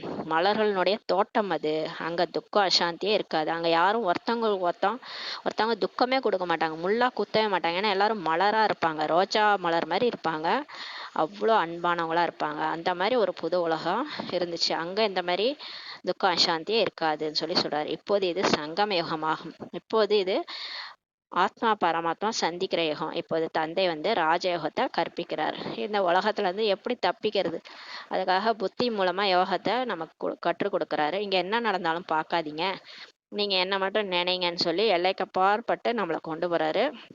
மனசு புத்தியால இந்த உலகத்தை பார்த்தாலும் பார்க்காம, இங்க நடக்கிறது எதையுமே பார்த்தாலும் பார்க்காம இருக்க சொல்றாரு. ஏன்னா இந்த காமம், கோபம், பற்று, ஆசை, அகங்காரத்துக்கு வசப்பட்டோம்னா கடைசியில எல்லாரும் சண்டை போடும்போது நம்மளும் போய் சண்டை போடுவோம். எங்க கடவுள் தான் பெருசு அப்படின்ட்டு அந்த கோபம் வந்து எல்லாருக்கூடயும் சண்டை போடுறது, இதெல்லாம் வந்து இதுல இருந்தெல்லாம் தப்பிக்கணுன்றதுக்காக தான் பாபா இப்ப நம்மள ராஜயோகத்தை கற்பிக்கிறாரு. தந்தை தான் கர்மம் என்ன, அக்கர்மம் என்ன, விக்கர்மம் பற்றிய ஞானத்தை எல்லாம் கூறுகிறார். நமக்கு முன்னாடி கர்மானா என்னன்னே தெரியாது. கர்மா சொல்லுவாங்க, கர்மா வந்து அட்ரஸ் எடுத்துட்டு வரோம். நம்ம செஞ்சது எதுவாக இருந்தாலும் சரி, அது நமக்கு வந்து திரும்ப சிறப்பாக செஞ்சுட்டு போகும். அது நன்மையோ தீமையோ அது சிறப்பாக நமக்கு வந்து திரும்ப செஞ்சுட்டு போகும்னு சொல்லுவாங்க. ஆனால் அந்த கர்மான்றது நமக்கு ஃபுல் ரகசியமும் தெரியாது. ஆனால் இங்கே வந்து பாபா சொல்லும் போது தான் கர்மானா என்ன, அதுல எத்தனை வகை இருக்குது, எப்படி செஞ்சா நல்ல கர்மா, எப்படி செஞ்சா தீய கர்மா, இது எல்லாமே நம்ம இங்க வந்துதான் நம்ம கத்துக்கிட்டோம். கடவுளே வந்து சொல்லும் போதுதான் கத்துக்கிட்டோம். ஆத்மா சரீரம் எடுத்து கர்மம் செய்ய வருகிறது. பாபா சொல்றாரு, ஆத்மா பரந்தாமத்துல இருக்குது, கீழே வரும்போது சரீரம் எடுக்குது. ஒரு சரீரத்தை எடுக்கும்போது அது கண்டிப்பா கர்மம் செஞ்சுதான் ஆகணும். ஒரு மூச்சு விடுறது கூட ஒரு கர்மம் தான், சாப்பிட்றது ஒரு கர்மம் தான், நடக்கிறது ஒரு கர்மம், எல்லாமே கர்மம் தான். கண்டிப்பா கர்மம் செஞ்சுதான் ஆகணும். கர்மத்தை சந்நியாசம் பண்ண முடியாது. காட்டுக்கே போனாலும் கர்மா செஞ்சுதான் ஆகணும்னு சொல்லி சொல்றாரு. வீட்டில் இருந்தாலும் நம்ம கர்மா செஞ்சுதான் ஆகணும். சத்தியோகத்துல செய்யும் கர்மங்கள் அகர்மம் ஆகிவிடுகின்றன. ஆனா சொர்க்கத்துல செய்யும் போது ஆத்ம உணர்வுல நம்ம கர்மா செய்யும் போது அது அகர்மமா இருக்குது. அந்த கர்மத்தினால யாருக்கும் எந்த பிரச்சனையும் வராது. ஏன்னா நம்ம ஆத்ம உணர்வுல இருந்து செய்யும் போது யாருக்கும் எந்த தீங்கும் நடக்காது. எல்லாரையும் ஆத்மாவா பாக்குறது. அந்த உணர்வுல செய்யும் போது யாருக்கும் எந்த துக்கமும் ஏற்படாது. அது வந்து அக்கர்மம் ஆகிருது. அங்கு விக்கிரமமே ஏற்படாது. அங்க பாவ கர்மமே எதுவுமே ஏற்படாது. ஏன்னா அங்க எல்லாரும் ஆத்ம உணர்வுல இருப்பாங்க. துக்கம் கூட அங்க ஏற்படாது. அங்க வந்து பாவமும் ஏற்படாது, அங்க துக்கமும் இருக்காது. ஏன்னா எல்லாரும் ஆத்ம உணர்வுல கர்மம் செய்வாங்க. ஆனா பாபா வந்து கர்மம் அகர்மம் விகர்மம் பற்றிய நிலைய இப்ப கடவுள் தான் வந்து கடைசியில நமக்கு சொல்றாரு. விக்ரமம் எப்ப ஆகுதுன்னா, நம்ம ராவண ராஜ்யத்துல வந்து காமம், கோபம், பற்று, ஆசை, அகங்காரத்துக்கு உட்பட்டு ஆத்மா தேக உணர்வுல வந்து தேக அபிமானத்துல தவறு செய்யுது. அப்பதான் வந்து அந்த காமத்துல போறது தப்பு. அதனாலதான் குழந்தைகள் எல்லாம் கொலை பண்றாங்க இல்லையா. அது வந்து விக்கிரமம் ஆயிடுது, பாவ கர்மம் ஆயிடுது. அதனால கோபம் வந்து மற்றவங்கள கொலை பண்றது, கோபமே அதிகமாகும் போது அது கொலை பண்ண கூட தயங்க மாட்டாங்க. அப்ப வந்து அதுவும் வந்து விகர்மம் ஆயிடுது. பற்று வைக்கிறது விகர்மம், ஆசைப்படுறது, பேராசையின் காரணமாக அந்த நகைகள் எல்லாம் திருடுறதுக்காக ஒருத்தவங்களை கொலை கூட பண்ண தயங்க மாட்டாங்க. அப்ப அதுவும் பாவ கர்மமா ஆயிடுது. அகங்காரத்தோட நான் பெரிய ஆளு, நீ பெரிய ஆளுன்ட்டு அதனால கூட நிறைய ஒரு கண்ட்ரி மேல இன்னொரு கண்ட்ரி பாம்பு போடுறது, ஒரு கண்ட்ரியே அழிக்கிறது, இது எல்லாமே அகங்காரத்தினாலதான் நடக்குது. அப்ப இந்த மாதிரி பாவ கர்மங்கள் வந்து எதனால் நடைபெறுதுன்னா 5 விகாரங்களுக்கு உட்பட்டுதான். இந்த உலகத்துல இருக்கிற எல்லா கிரைமும் நீங்க போலீஸ் ஸ்டேஷன்ல போய் எடுத்து பாத்தீங்கன்னா அந்த கிரைமுக்கான காரணத்தை நீங்க அலசி ஆராயும் போது கண்டிப்பா இந்த 5 விகாரங்கள்ல ஏதாவது ஒன்னாதான் இருக்கும்.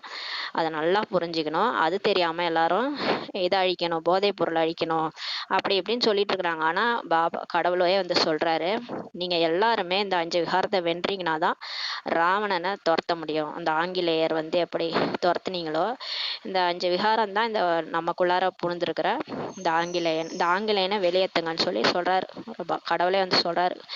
அந்த காந்தி தாத்தா வெளியேற்றினாரு. இந்த தாத்தா வந்து நம்ம தாத்தா வந்து இந்த 5 விகாரத்தை வெளியேத்துங்கன்னு சொல்லிட்டு இருக்கிறாரு. இப்ப கடவுளே வந்துதான் இந்த 3 நிலையை நமக்கு புரிய வைக்கிறாரு. நான் இவருடைய அநேக பிறவின் கடைசி பிறவில வரேன்னு சொல்றாரு. நான் வந்துதான் உங்களுக்கு இதெல்லாம் புரிய வைக்கிறேன். இந்த ரதத்தில் தான் நான் பிரவேசம் செய்யறேன். பிரம்மா பாபாவுடைய ரதத்துல தான் வந்து நான் பிரவேசம் செய்யறேன்னு சொல்றாரு. அகாலமூர்த்தி ஆத்மாவினுடையது, இது ரதமாகும் சொல்லி பாபா சொல்றாரு. அழிவற்ற மூர்த்தி வந்து ஆத்மாவுக்கு அழிவே கிடையாது. நீங்க உடலை அழிச்சிடலாம், உடலை கொலை பண்ணிடலாம், ஆனாலும் அந்த ஆத்மா இருக்கு பாருங்க, எல்லாத்தையும் பார்த்துட்டு தான் இருக்குது. அது அடுத்த பிறவி எடுத்து வருது. கர்மா எப்படி ரிப்பீட் ஆகுதோ அந்த ஆத்மா விட அது சும்மா விடாது. அடுத்த பிறவில வந்து கண்டிப்பா பழி வாங்கும். அது தெரியாம எல்லாரும் என்ன பண்றாங்க, என்ன நடக்கிறதுலாம் என்ன கடவுள் பாக்குறாரா, இல்ல இந்த ஆத்மா தான் என்ன செய்ய போகுது நம்மளன்னு நினைச்சுக்கிறோம். ஆனா கடைசியில மறுபிறவி எடுத்து வந்து பழி வாங்குது. அதை கூட தெரிஞ்சுக்கிறது இல்ல. கர்மத்தினுடைய விளைவு கண்டிப்பா அனுபவிச்சுதான் ஆகணும் எல்லாரும். பாபா சொல்றாரு, ஆலமூர்த்தி ஆத்மாவுடைய இந்த உடல் தான் ரதம் சொல்றாரு. எல்லாருக்குமே இந்த உடல் தான் ஆத்மாவினுடைய ரதம். ஒரு அமிர்தசரஸில் மட்டுமல்ல, எல்லா மனிதர்களுடைய அகால பீடமும் இருக்கிறது. அமிர்தசரத்துல அகால பீடம்னு பேர் வச்சுக்கிறாங்க. ஆனா பாபா சொல்றாரு, எல்லா மனுஷங்களுக்கும் அகால பீடம் பூர்வ மத்தி தான், அங்கதான் ஆத்மா உட்கார்ந்துருக்குதுன்னு சொல்லி சொல்றாரு. ஆத்மா அகால மூர்த்தி ஆகும், அழிவற்ற மூர்த்தி ஆத்மா ஆகும் சொல்லி சொல்றாரு. இந்த சரீரம் அதன் மூலம் தான் பேசுகிறது, நடக்கிறது. இப்ப பாருங்க, நம்ம இந்த ஆத்மா இந்த உடல்ல இந்த சரீரம் மூலம் தான் நம்ம பேசுறோம், நடக்கிறோம். அப்புறம் இந்த நம்ம ஆத்மா போயிட்டோம்னா இந்த சரீரம் பேசாது, நடக்காது. நம்ம தான் இந்த சரீரத்தை யூஸ் பண்றோம். அகால ஆத்மாவின் இது சைத்தன்ய பீடமாகும் சொல்லி பாபா சொல்றாரு. இந்த அழிவற்ற ஆத்மாவனுடைய இந்த சைத்தன்ய பீடம் இந்த பூர்வமத்தின்னு சொல்லி சொல்றாரு. அகால மூர்த்திகளோ அனைவருமே ஆவார்கள். எல்லாருமே அழிவற்ற மூர்த்தி தான். நமக்கு அழிவே கிடையாது. யார் சொன்னாங்க செத்து போயிட்டாங்கன்னு? யாரும் சாகலை, எல்லா ஆத்மாவும் இருக்கிறாங்க. அந்த உடல் தான் அழிஞ்சு போச்சு. உடலுக்கு தான் இறப்பு, அந்த ஆத்மாக்கு கிடையாது சொல்லி சொல்றாரு. மற்றபடி சரீரத்தை காலம் சாப்பிட்டு விடுகிறான். ஆனா நேரம் வரும்போது அந்த அந்த உடல்ல விடுறதுக்கான நேரம் வரும்போது அவங்க விட்டுட்டு போயிடுறாங்க. ஏன்னா அவங்க பாட்டு முடிஞ்சிருச்சு, அவங்க கர்ம கணக்கு நம்மளோட முடிஞ்சிருச்சு. அவங்க செய்ய வேண்டியது, நமக்கு செய்ய வேண்டியது, போன பிறவியில் நம்ம எதை ஏமாத்திட்டு வந்திருப்போம், அவங்க நம்மள்ட்ட வாங்க வேண்டியதெல்லாம் வசூல் பண்ணிட்டு அவங்க போயிடுவாங்க. அவ்வளோதான். அந்த டைம் இருக்கிற வரைக்கும் நம்ம கூட இருப்பாங்க. அப்புறம் அந்த டைம் வரும்போது அவங்க போயிடுவாங்க. ஏன்னா அவங்களோட பாட்டு முடிஞ்சு போச்சு ட்ராமாவில். அதனால் வேற சரீரம் எடுத்து நடிக்க போகிறாங்க. மற்றபடி இந்த காலன் தான் அந்த உடலை எடுத்துக்குது, ஆத்மா போயிடுது. ஆத்மாவும் அகாலன், அழியாதது. ஆனால் அந்த ஆத்மா நம்ம கூட நடித்தவங்க, இவ்வளோ காலம் இருந்தவங்க, அவங்க அழியாதவங்க, அவங்க அடுத்த பிறவி எடுக்க போயிட்டாங்க, இல்லைன்னா பாபாவுடைய சேவை செய்யறதுக்காக போயிருக்கிறாங்க. அவங்க எல்லாரும் வெயிட் பண்ணுறாங்க, அவ்வளோதான். சரீரத்தை சிம்மாசனம் அழித்து விடுகிறார்கள். ஆனால் அந்த பீடத்தை, அந்த ஆத்மா உட்கார்ற பீடம், ஆத்மா இந்த சரீரத்தில் தான் உட்காருது. இதுதான் அகால பீடம். இந்த சரீரத்தை சிம்மாசனத்தை அழிச்சிடுறாங்க, அதை கொண்டு போய் எரிச்சிடுறாங்கன்னு சொல்லி சொல்றாரு. சத்தியுகத்துல பீடங்கள் நிறைய இருப்பார்களா என்ன? சத்தியுகத்துல நிறைய மனுஷங்க கிடையாது. பீடங்கள்ன்றது அந்த உடலை சொல்றாரு. அந்த உடல் நிறைய கிடையாது சொல்லி சொல்றாரு. ஏன்னா அங்க 33 கோடி தான். ஃபர்ஸ்ட் 9 லட்சத்துல இருந்து ஆரம்பிக்கும். ஆனா இச்சமயம் பாருங்க, கோடிக்கணக்கான ஆத்மாக்களுடைய உடல் இருக்குதுன்னு சொல்லி சொல்றாரு. பீடம் உள்ளது. அகால் என்ற ஆத்மாவிற்கு தான் கூறப்படுகிறது. அந்த அழிவற்றன்னு சொல்றது இந்த ஆத்மாவுக்கு தான் சொல்லப்படுது. ஆனா அந்த உடல் அழிஞ்சு போகுது சொல்லி பாபா சொல்றாரு. ஆத்மா தான் தமோ பிரதானத்துல இருந்து இப்ப சதோ பிரதானமா ஆகுது. உடல் எப்பயுமே அதுக்கு ஆயுள் 150 தான். அந்த சத்தியுகத்துல 150, அப்படி அப்படியே குறைஞ்சிட்டு வந்துருது. ஆனா ஆத்மாவுக்கு அழிவே கிடையாது. அது மறு உடல் எடுத்து எடுத்து நடிக்குது. அந்த ட்ரெஸ் வீணா போயிடுச்சுன்னா தூக்கி போடுறோம்ல, அந்த மாதிரி அந்த உடல் வீணா போயிடுச்சு, நோய் வந்துருச்சுன்னா அந்த உடலை விட்டு போயிடுது ஆத்மா. ஆனா ஆத்மா பாவாத்மா புண்ணியாத்மா ஆகுது. தமோ பிரதானத்துல இருந்து இப்ப அதுதான் சதோ பிரதானம் ஆகுதுன்னு சொல்லி சொல்றாரு. இந்த ஞானத்தை கேட்டு கேட்டு ஆத்மா மாறுது. நானும் என்றைக்குமே சதோ பிரதானம் பவித்திரமாவேன். கடவுள் சொல்றாரு, நான் எப்பவுமே தூய்மையானவன்.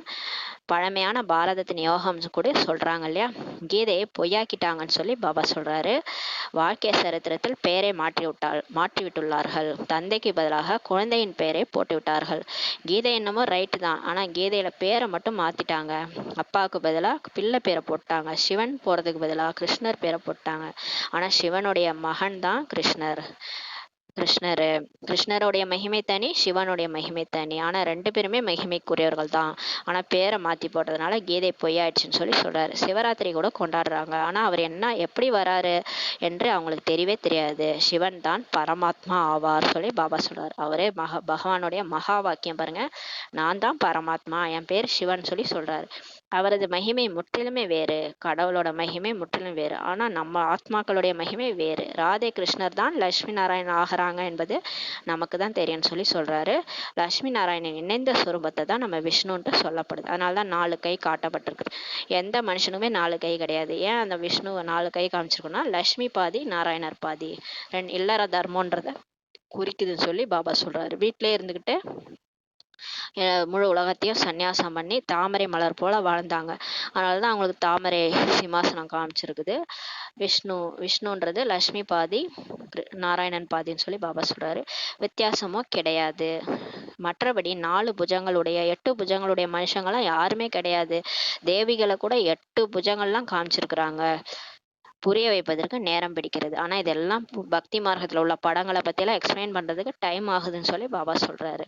அந்த 8 புஜங்கள் உள்ள காளி, அந்த நிறைய அந்த தேவிகள்லாம் காமிச்சிருக்கிறாங்களோ அது வந்து 8 சக்திகளை குறிக்குது. ஆத்மாவினுடைய 8 சக்திகளை குறிக்குது. அந்த சக்திகள் எமர்ஜ் ஆகும்போது அவங்க காட்சி கிடைக்குது, தேவிகளுடைய காட்சி கிடைக்குதுன்னு சொல்லி பாபா சொல்றாரு. இப்போ தந்தை கூறுகிறார், நான் இருப்பதே ஏழை பங்காளனாக. கடவுள் வந்து ஏழைகளுக்கு தான் இப்போ ஞானம் சொல்ல வந்திருக்கிறாரு. நான் வருவதும் பாரதம் ஏழையாகிவிடும் போது தான் நான் வரேன்னு சொல்லி சொல்றாரு. ராகுவின் கிரகணம் ஏற்படும் போது தான், முழு உலகத்துக்குமே ராகு திசை பிடிக்கும் போது தான் நான் வரேன். குரு திசை இருந்தது, ஒரு காலத்துல குரு திசை இருக்கும்போது சொர்க்கமா இருந்தது. இப்போ ராகுவின் கிரகணம் பாரதத்தில் மட்டும் என்ன, முழு உலகத்து மீதும் இருக்கிறது. முழு உலகத்துல இந்த 5 விகாரம் தான் குடிக்கொண்டிருக்குது. அதுதான் ராகு 5 தலை நாகம் வந்து புடிச்சிட்டு இருக்குதுன்னு சொல்லி சொல்றாரு. எனவே தந்தை மீண்டும் பாரதத்துல இப்ப வராரு, வந்து புது உலகத்தை ஸ்தாபனை செய்யறாரு. அதுதான் சொர்க்கம் என்று அழைக்கப்படுகிறது. அல்லாவின் தோட்டம், காட்ஃபாதர் ஹெவனை படிச்சார்னு சொல்றது எல்லாம் அதுதான். பகவான் இப்ப சொல்றாரு, நான் உங்களை ராஜாக்களுக்கு ராஜாவாக, இரட்டை கிரீடமுடைய சொர்க்கத்துக்கே எஜமானராக ஆக்குறேன். ஆதி சனாதன தேவதா தர்மம் இருந்து 5000 வருஷம் ஆயிடுச்சுன்னு சொல்லி சொல்றாரு. அதனாலதான் இயேசு பைபிள்ல கூட சொல்லியிருக்கிறாங்க, கிறிஸ்து சொல்லியிருக்கிறாரு, இந்த உலகம் கிறிஸ்து வர்றதுக்கு முன்னாடி பைபிள்ல சொல்லியிருக்கிறாங்க, கிறிஸ்து வர்றதுக்கு 3000 வருஷத்துக்கு முன்னாடி உலகத்துல சொர்க்கம் இருந்துச்சுன்னு சொல்லி சொல்லியிருக்கிறாங்க. அவர் வந்த பிறகு 2000 வருஷம் கழிச்சு உலகம் அழிஞ்சிரும்னு சொன்னாங்க. இன்னும் அழியல. ஆனா அவங்களுக்கு டேட்டு தெரியாது, எப்போ கடவுள் பரமாத்மா வந்து 100 வருஷமா இப்ப ஞானம் கொடுத்துட்டு இருக்கிறாருன்ற டேட்டு தெரியாது. ஆனா அவங்க சொல்லிட்டாங்க. ஆனா உண்மையிலே 5000 வருஷம் முன்னாடி ஆதி சனாதன தேவதா தர்மம் இருந்துச்சுன்ட்டு பாபா சொல்றாரு. இப்போது அந்த சொர்க்கம் இல்ல, தமோ பிரதானமாக ஆகிட்டாங்க. மறுபிறவி எடுத்து எடுத்து எல்லாரும் தமோ பிரதானம் ஆயிட்டாங்க. அவங்களுக்கு தான் இப்ப நான் பாடம் எடுக்கிறேன்னு சொல்றாரு. தந்தை தானே வந்து, அதாவது படைப்பவர் படைப்பின் அறிமுகத்தை நமக்கு கொடுக்கிறாரு. உங்களிடம் கண்காட்சி, மியூசியம் ஆகியவற்றுக்கு எவ்வளோ பேர் வராங்க, புரிந்து கொண்டு விடுகிறார்களா என்ன? ஆனா நம்மளும் நிறைய பேருக்கு சொல்றோம் தான், ஆனா எல்லாரும் புரிஞ்சுக்கிறாங்களா என்ன? யாராவது ஒருவர் தான் புரிந்து கொண்டு கோர்ஸ் எடுக்கிறார்கள். அந்த அதான் ரொம்ப அத்தி பூத்தா மாதிரி யாராவது 1-2 பேர் தான் தேர்வாங்கன்றாரு. படைப்பவர் மற்றும் படைப்பை அறிகிறார்கள். படைப்பவர் எல்லையில்லாத தந்தை ஆவார். அவங்க தான் புரிஞ்சுக்கிறாங்க படைச்சவங்க யாரு, இந்த படைப்பு என்ன அப்படின்ட்டு. படைப்பவரோ எல்லையில்லாத காட்ஃபாதர், அவரிடமிருந்து தான் எல்லையில்லாத ஆஸ்தியே கிடைக்கிறது. இந்த ஞானம் தந்தை தான் கொடுக்கிறார், இதுதான் ஆஸ்தி. பின் ராஜ்யம் கிடைத்திடுது. இந்த ஞானத்தை யார் ஃபாலோ பண்ணி வாழ்க்கையில அப்ளை பண்றாங்களோ அவங்களுக்கு ராஜ்யம் கிடைச்சிருது. ஆக அங்க ஞானத்தின் அவசியமே இல்லை. ஆனா அங்க ராஜ்யம் கிடைச்ச உடனே அதோட பலன் கிடைச்சிருது, ஞானத்தினுடைய பலன் கிடைச்சதுனால அங்க நம்ம போய் படிக்கணும், ஞானம் கேட்கணும், கடவுள் வந்து வருவாரு நம்ம கிளாஸ் எடுப்பாருன்னா கிடையாது. இப்பதான் அவர் கிளாஸ் எடுக்கிறாரு. இப்பதான் நம்ம ஞானம் படிச்சு இந்த ஞானத்தை வாழ்க்கையில அப்ளை பண்ணி அஷ்ட சக்திகளை எமர்ஜ் பண்ணி நம்ம வந்து என்ன ஆகுறோம், லட்சுமி நாராயணனோட ராஜ்யத்துக்கு போறோம். அது புது உலகமாகும் சொல்லி பாபா சொல்றாரு. நரகத்திற்கு துர்க்கதி என்று கூறப்படுகிறது. இந்த நரகத்தை தான் துர்க்கதின்னு சொல்லப்படுது. ஏன்னா நல்ல கதி இல்லை இல்லையா, கெட்ட கதிக்கு போயிடுறது நரகத்துல. தந்தை புரிய வைக்கிறதோ மிகவும் நல்ல முறையில், குழந்தைகளும் இவ்வாறு புரிய வைக்கணும். பாபா முறையில் அழகாக தான் புரிய வைக்கிறார். ஆனால் நம்ம சொல்லும் போது தான் சொதப்பி ஏதாவது சொல்லி புரிய வச்சிடறோம் தேக அபிமானத்தில். அதான் பாபா சொல்றாரு, நான் எப்படி புரிய வைக்கணும் அதே மாதிரி சொல்லி புரிய வைங்கன்னு சொல்லி பாபா சொல்றாரு. லட்சுமி நாராயணனோட படத்தை காண்பிக்கணும். நீங்க வந்து ஃபர்ஸ்ட் லட்சுமி நாராயண் படத்தை காட்டுங்க, இந்த உலகில சாந்தி ஸ்தாபனையாகி கொண்டிருக்கிறதுன்னு சொல்லி புரிய வைங்க. ஆதி சனாதன தேவதா தர்மத்தின் அஸ்திவாரமே இப்ப இல்லை, அதை தந்தை தான் வந்து ஸ்தாபனை செய்துட்டு இருக்கிறாரு. முழு மரத்துலயும் எல்லா தர்மமும் இருக்குது, ஆனா இந்த ஆதி சனாதன தேவதா தர்மம் மட்டும் இல்ல. அததான் பாபா வந்து இப்ப ஸ்தாபனை பண்ணியிருக்கிறாரு. இருந்துச்சு, ஆனா இப்ப அவங்கள தேவதைன்னு அவங்களால சொல்லிக்கவே முடியல, ஏன்னா தூய்மையற்றவங்களா ஆயிட்டாங்க. தேவதையினுடையதோ தூய்மையின் தர்மமாக இருந்தது, பவித்திர கர்மமாக இருந்தது. இப்போது அது இருப்பதே விகாரி உலகமாக ஆயிடுச்சு. புது உலகம் நிர்விகாரி உலகமா இருந்தது, விகாரமே இல்லாம சிவாலயம்ட்டு சொல்லப்பட்டதுன்னு சொல்லி சொல்றாரு. இப்போது புரிய வைக்க வேண்டியுள்ளது. அப்போதுதான் பாவம் ஒன்றும் அறியாதவருக்கு கொஞ்சம் நன்மை ஏற்படும் சொல்லி சொல்றாரு. இப்ப நீங்க உங்களோட காரியமே நீங்க போய் எல்லாருக்கும் புரிய வைக்கணும். அப்போதான் பாவம் ஒன்றும் தெரியாதவங்களுக்கு கொஞ்சமாவது நன்மை ஏற்படும் சொல்லி சொல்றாரு. தந்தை தான் கல்யாணக்காரி என்று கூறப்படுகிறார். கடவுள் தான் அன்பே சிவம், நன்மை செய்யக்கூடியவர்ன்ட்டு சொல்லப்படுறாரு. அவர் வருவதே புருஷோத்தம சங்கம யுகத்துல தான், கல்யாணக்காரி யுகத்துல வராரு. அந்த கலியுக இறுதியில கடைசி 100 ஆண்டுகள் பிரம்மா உடல்ல வந்து ஞானத்தை கொடுக்குறாரு. அதுதான் புருஷோத்தம சங்கம யுகம். கல்யாணக்காரி நன்மை செய்யக்கூடிய யுகம் அது, எல்லாருக்குமே நன்மை தான் சொல்லி சொல்றாரு. கல்யாணக்காரி தந்தை வந்து எல்லாருக்குமே நன்மை செய்யறாரு. பழைய உலகத்தை மாற்றி புது உலகத்தை ஸ்தாபனை செய்து விடுகிறார்.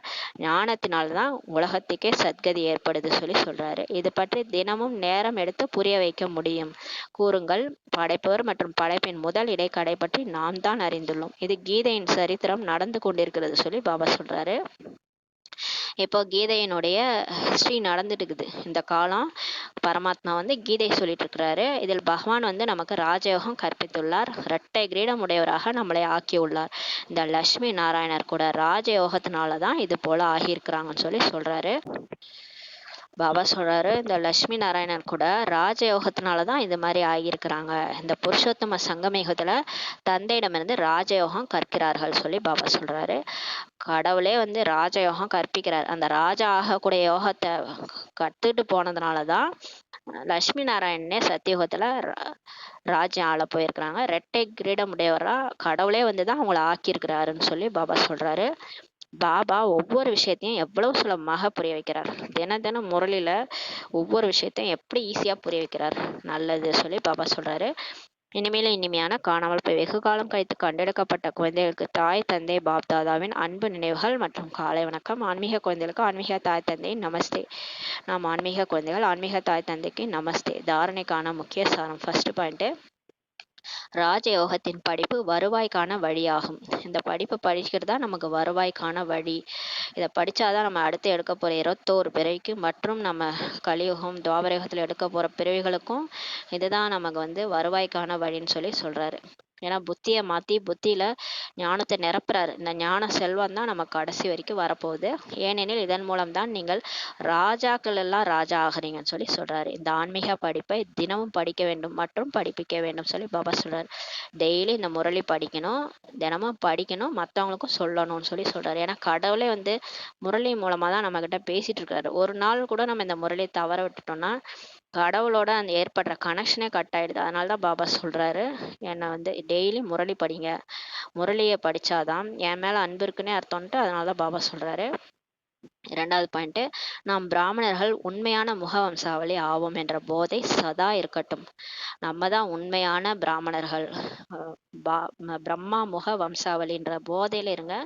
நாம் கலியுக இரவிலிருந்து வெளியேறி பகலுக்கு வந்துள்ளோம். நம்ம இப்போ கலியுகத்திலேருந்து வெளியே வந்துட்டோம். இப்போ சங்கம யுகத்தில் பாபாவோட வாழ்ந்துட்டு இருக்கிறோம். இது கல்யாணக்காரி புருஷோத்தம யுகமாகும். இது நன்மை செய்யக்கூடிய ஆத்மா உத்தமமாகக்கூடிய யுகம்னு சொல்லி பாபா சொல்றாரு. இதில் உங்களுக்கும் மற்ற எல்லாருக்குமே நன்மை செய்யணும்னு சொல்லி பாபா சொல்றாரு. வரதானம், ஒவ்வொரு சிரேஷ்ட சங்கல்பதையும் கர்மத்தில் கொண்டு வரக்கூடிய மாஸ்டர் சர்வசக்திவான் ஆகுகன்ற வரதானம் கொடுக்குறாரு. நம்ம என்ன சங்கல்பம் உருவாக்குனாலும் அது எண்ணங்கள்ல வருது. ஆனா அதையே நம்ம கர்மத்திலையும் கொண்டு வரணும்னு சொல்லி சொல்றாரு. எண்ணத்துல ஒண்ணு ஆனா செயல்ல வேற, அப்படி இருக்கக்கூடாது. எண்ணம் எதுவோ அதே தான் சொல்லாவும் இருக்கணும், செயலாவும் இருக்கணும். அந்த மாதிரி இருக்கக்கூடிய மாஸ்டர் சர்வசக்திவான் ஆகுகன்ற வரதானம் கொடுக்குறாரு. மாஸ்டர் சர்வசக்திவான் என்றால் சங்கல்பம் மற்றும் கர்மம் சமமாக இருக்க வேண்டும். நம்ம என்ன நினைக்கிறோமோ அதுதான் கர்மத்துல வரணும். ரெண்டும் சமமா இருக்கணும். நினைக்கிறது ஒண்ணு, வார்த்தையில ஒண்ணுன்ட்டு இருக்கக்கூடாது சொல்றாரு. சங்கல்பம் மிக சிரேஷ்டமாக உள்ளது மற்றும் கர்மம் சங்கல்பத்திற்கு ஏற்றவாறு இல்லை என்றால் மாஸ்டர் சர்வசக்திவான் என்றே சொல்ல மாட்டார்கள் சொல்லி பாபா சொல்றார். பாருங்க, எண்ணம் சிரேஷ்டமா இருக்குது. நான் எல்லாருக்கும் நல்லது செய்யணும், நான் எல்லாரும் நல்லவங்க, சுப பாவனை வைக்கிறது, சுபாசை வைக்கிறது. ஆனா கர்மத்துல வரும்போது மாற்றம் வந்துருது. அந்த அளவுக்கு யாரையும் நான் நினைக்கிறது இல்லை. முரளி கேட்கும் போது அமிர்த வேலை டைம்ல நல்லா இருக்கு, மற்ற டைம்ல வேற மாதிரி இருக்கு. அந்த மாதிரி இருக்கக்கூடாது. யார் சங்கல்பமும் ஒரே மாதிரி கர்மமும் ஒரே மாதிரி செய்யறாங்களோ அப்போ அவங்கதான் மாஸ்டர் சர்வசக்திவான். எனவே சோதனை செஞ்சு பாருங்க. சிரேஷ்ட சங்கல்பம் செய்றீங்கன்னா அவை கர்மம் வரை வருகின்றனவா இல்லையா? அப்ப நீங்க எண்ணத்துல நினைக்கிறது உங்க கர்மம் வரைக்கும் வருதா இல்லையா சொல்லி செக் பண்ணுங்கன்னு சொல்லி பாபா சொல்றாரு. மாஸ்டர் சர்வசக்திவானோடைய அடையாளமே என்னன்னா, எந்த சக்தி எந்த சமயம் அவசியமோ அந்த சக்தி காரியத்துல வர வேண்டும் சொல்லி பாபா சொல்றாரு. மாஸ்டர் சர்வசக்திவான்னாலே அந்த அஷ்ட சக்திகளும் அவங்களுக்குள்ளார இருக்கும், எல்லாமே நிறைஞ்சிருக்கும். எந்த சக்தி அவங்களுக்கு தேவையோ அந்த டைமுக்கு அது காரியத்துல வரணும், கூப்பிட்ட உடனே வரணும். இப்போ பொறுமை சக்தியை கூப்பிடுறீங்கன்னா பொறுமை சக்தி வரணும், அதுக்கு பதிலாக எதிர்கொள்ளும் சக்தி வரக்கூடாது. பொறுமையா இருக்கிற நேரத்துல நம்ம பேசிடுறது கண்ணாமண்ணான்னு பேசிட்டோம்னா என்ன ஆயிடும், பிரச்சனை ஆயிடும். அதனால பொறுமை சக்தி கூப்பிடும்போது அந்த டைம் கூப்பிட்டோன்னா கண்டிப்பா அந்த சக்தி காரியத்துல வரணும். கூப்பிட்ட உடனே அது வரணும். இல்ல நீங்க கூப்பிட்டு ஒரு 10 நிமிஷம் கழிச்சு வந்தா கூட என்ன ஆயிடும்? பொறுமைய நம்ம இழந்து போயிட்டு பேசிருவோம். பிரச்சனை ஆயிடும். அந்த டைம்ல மாயா நம்மள வென்றுட்டு போயிடும். நம்ம மாயாட்ட தோத்துருவோம். அதனால பாபா சொல்றாரு, யார் மாஸ்டர் சர்வ சக்திவானா, அவங்க எந்த சக்தி எந்த சமயம் கூப்பிடுறாங்களோ, அப்ப கண்டிப்பா அது காரியத்துல வரணும்னு சொல்லி சொல்றாரு. அது மாதிரி அஷ்ட சக்திகளும் இருக்குது. அஷ்ட சக்திகளும் நமக்கு காரியத்துல பயன்படுதான்ட்டு செக் பண்ணணும்னு சொல்லி சொல்றாரு. ஸ்தூல மற்றும் சூட்சுமமான அனைத்து சக்திகளும் அந்த அளவு கட்டுப்பாட்டில் இருக்க வேண்டும் சொல்லி சொல்றாரு. ஸ்தூலமா இருக்கிற சக்தியும் சரி, சூட்சுமமா இருக்கிற எல்லா சக்திகளுமே அந்த அளவு நம்ம கட்டுப்பாட்டுல இருக்கணும்னு சொல்லி பாபா சொல்றாரு. எந்த சமயம் எந்த சக்தி அவசியமோ அந்த காரியத்தில் ஈடுபடுத்த முடிந்திருக்க வேண்டும் சொல்லி பாபா சொல்றாரு. சாட்சியாக இருக்கக்கூடிய சக்தி, அப்புறம் லெட்கோ கடந்த அந்த முற்றுப்புள்ளி வைக்கக்கூடிய சக்தி, நடந்ததெல்லாம் மறந்துட்டு லெட்கோ பண்ணிடுறோம் அந்த சக்தி, தயாரா இருக்கக்கூடிய சக்தி, அப்புறம் நம்ம பொறுமை சக்தி. அந்த மரம் எப்படி கல் அடிச்சா கூட பழம் கொடுக்குது இல்லையா, அந்த மாதிரி பொறுமையா நம்மளை திட்டினா கூட நம்ம அமைதியா போயிடணும். ஏன்னா இது இப்போ பிரதர் கூட சொன்னார் இல்லையா, இது மாதிரி உங்களுக்கு நிந்தனை செய்கிறவங்க கூட, தடை செய்கிறவங்க கூட அதை படிக்கல்லா நினச்சி ஏறி வந்துருங்க. எந்த ஒரு தடை வாழ்க்கையில் நான் வந்தாலும் அதை படிக்கல்லா நினச்சி இன்னும் கற்றுக்கிட்டு நீங்கள் மேலேறி வரணும். அப்புறம் நல்லதை கூட கெட்டதை கூட பாசிட்டிவாக எடுத்துக்காங்கன்னு சொன்னார். அந்த மாதிரி பொறுமை சக்தி இருக்கணும். அப்புறம் நம்ம எல்லாரையும் ஏற்றுக்கொள்ளும் சக்தி, எது நடந்தாலும் இது என்னுடைய பழைய கர்மா தான் அப்படின்னு எல்லாத்தையும் ஏற்றுக்கொள்ளக்கூடிய சக்தி. எந்த சமயம் அந்த சக்தி வரணுமோ அப்போ வரணும். அது மாதிரி பகுத்தறியும் சக்தி. ஒருத்தவங்க யாராவது வராங்க அப்படின்னா அவங்க நல்லவங்களா கெட்டவங்களா அவங்களுடைய வைப்ரேஷனை வச்சு நம்ம கண்டுபிடிச்சிடலாம். அப்போ பகுத்தறியும் சக்தி நமக்கு எந்த டைம் வேணுமோ அந்த டைம் அப்ளை பண்ணணும். அதேமாரி தீர்மானிக்கக்கூடிய சக்தி, நம்ம முடிவெடுக்கிற நேரம் வாழ்க்கையில் முக்கியமான கட்டம். அப்போ முடிவு எடுக்கணும்னா முடிவெடுக்கும் சக்தியை கூப்பிடலாம். அதுக்கப்புறம் எதிர்கொள்ளும் சக்தி, மாயாவை எதிர்கொள்ளக்கூடிய சக்தி. நம்ம ஸ்ரீமத்துக்கு அகென்ஸ்டாக ஏதாவது ஒன்று நம்மளை செய்ய சொல்கிறாங்கன்னா நம்ம அதை ஒத்துக்கக்கூடாது. அந்த டைமில் நம்ம எதிர்கொள்ளும் சக்தியை கூப்பிடலாம். இப்போ பாபா சொல்லியிருக்காரு ஸ்ரீமத் இதுதான்ட்டு, அதை நீங்கள் செய்யாதீங்க, நீங்கள் இப்படியே செய்யுங்க, எதுக்கு அதெல்லாம் ஃபாலோ பண்ணிட்டு இருக்கீங்கன்னு சில பேர் சொல்லுவாங்க. ஏன் ஒரு டைம் சாப்பிட்டா போதாதா, ஒரு டைம் தானே சாப்பிடக்கூடாதான்னு கேட்பாங்க. அதெல்லாம் முடியாது. ஏன்னா நம்ம ஸ்ரீமத்தை ஃபாலோ பண்ணணும் இல்லையா. அப்போ எதிர்கொள்ளும் சக்தியை கூப்பிட்டுக்கணும். அந்த மாதிரி எந்தெந்த டைமில் எந்த சக்தி வேணுமோ நீங்கள் பயன்படுத்துங்க. சகயோகத்தின் சக்தி, நீங்கள் மாதிரி மற்றவங்களுக்கும் ஹெல்ப் பண்ணுங்க, அது சகயோகத்தினுடைய சக்தி. யாராவது கஷ்டத்தில் இருக்கிறாங்கன்னா அந்த டைம் நம்ம சகயோகத்தினுடைய சக்தியை கூப்பிடணும்.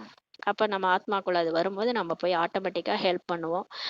அந்த மாதிரி இந்த 8 சக்திகளும் ஆத்மாக்குள்ள வரும்போது தான் அவங்க மாஸ்டர் சர்வ சக்திவான். அந்த 8 சக்திகளும் எந்த நேரம் வேணுமோ அந்த நேரம் அது நமக்கு காரியத்தில் பயன்படணும்.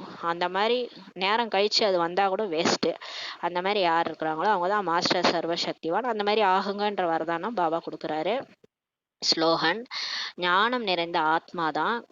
ஆத்மா யாருன்னா, குழந்தைகளிடம் கோபம் இருந்தது எனில் இதனால் பாபாவின் பெயருக்கே நிந்தனை ஏற்படும் சொல்லி பாபா சொல்றாரு. ஞானம் நிறைந்த ஆத்மானா தெரியும் அவங்களுக்கு கோவப்படக்கூடாதுன்ட்டு. பாபா சொல்றாரு, யாரெல்லாம் கோவப்படுறாங்களோ அவங்க பாபாவின் பெயருக்கே நிந்தனை ஏற்படுத்துறாங்க அப்படின்னு சொல்லி பாபா சொல்றாரு. அதனால உங்கள்கிட்ட கோபம் இருந்துச்சுன்னா என் பேருக்கே நிந்தனை வந்துரும்னு சொல்லி பாபா சொல்லி புரிய வைக்கிறாங்க. ஓம் சாந்தி. நன்றி பாபா.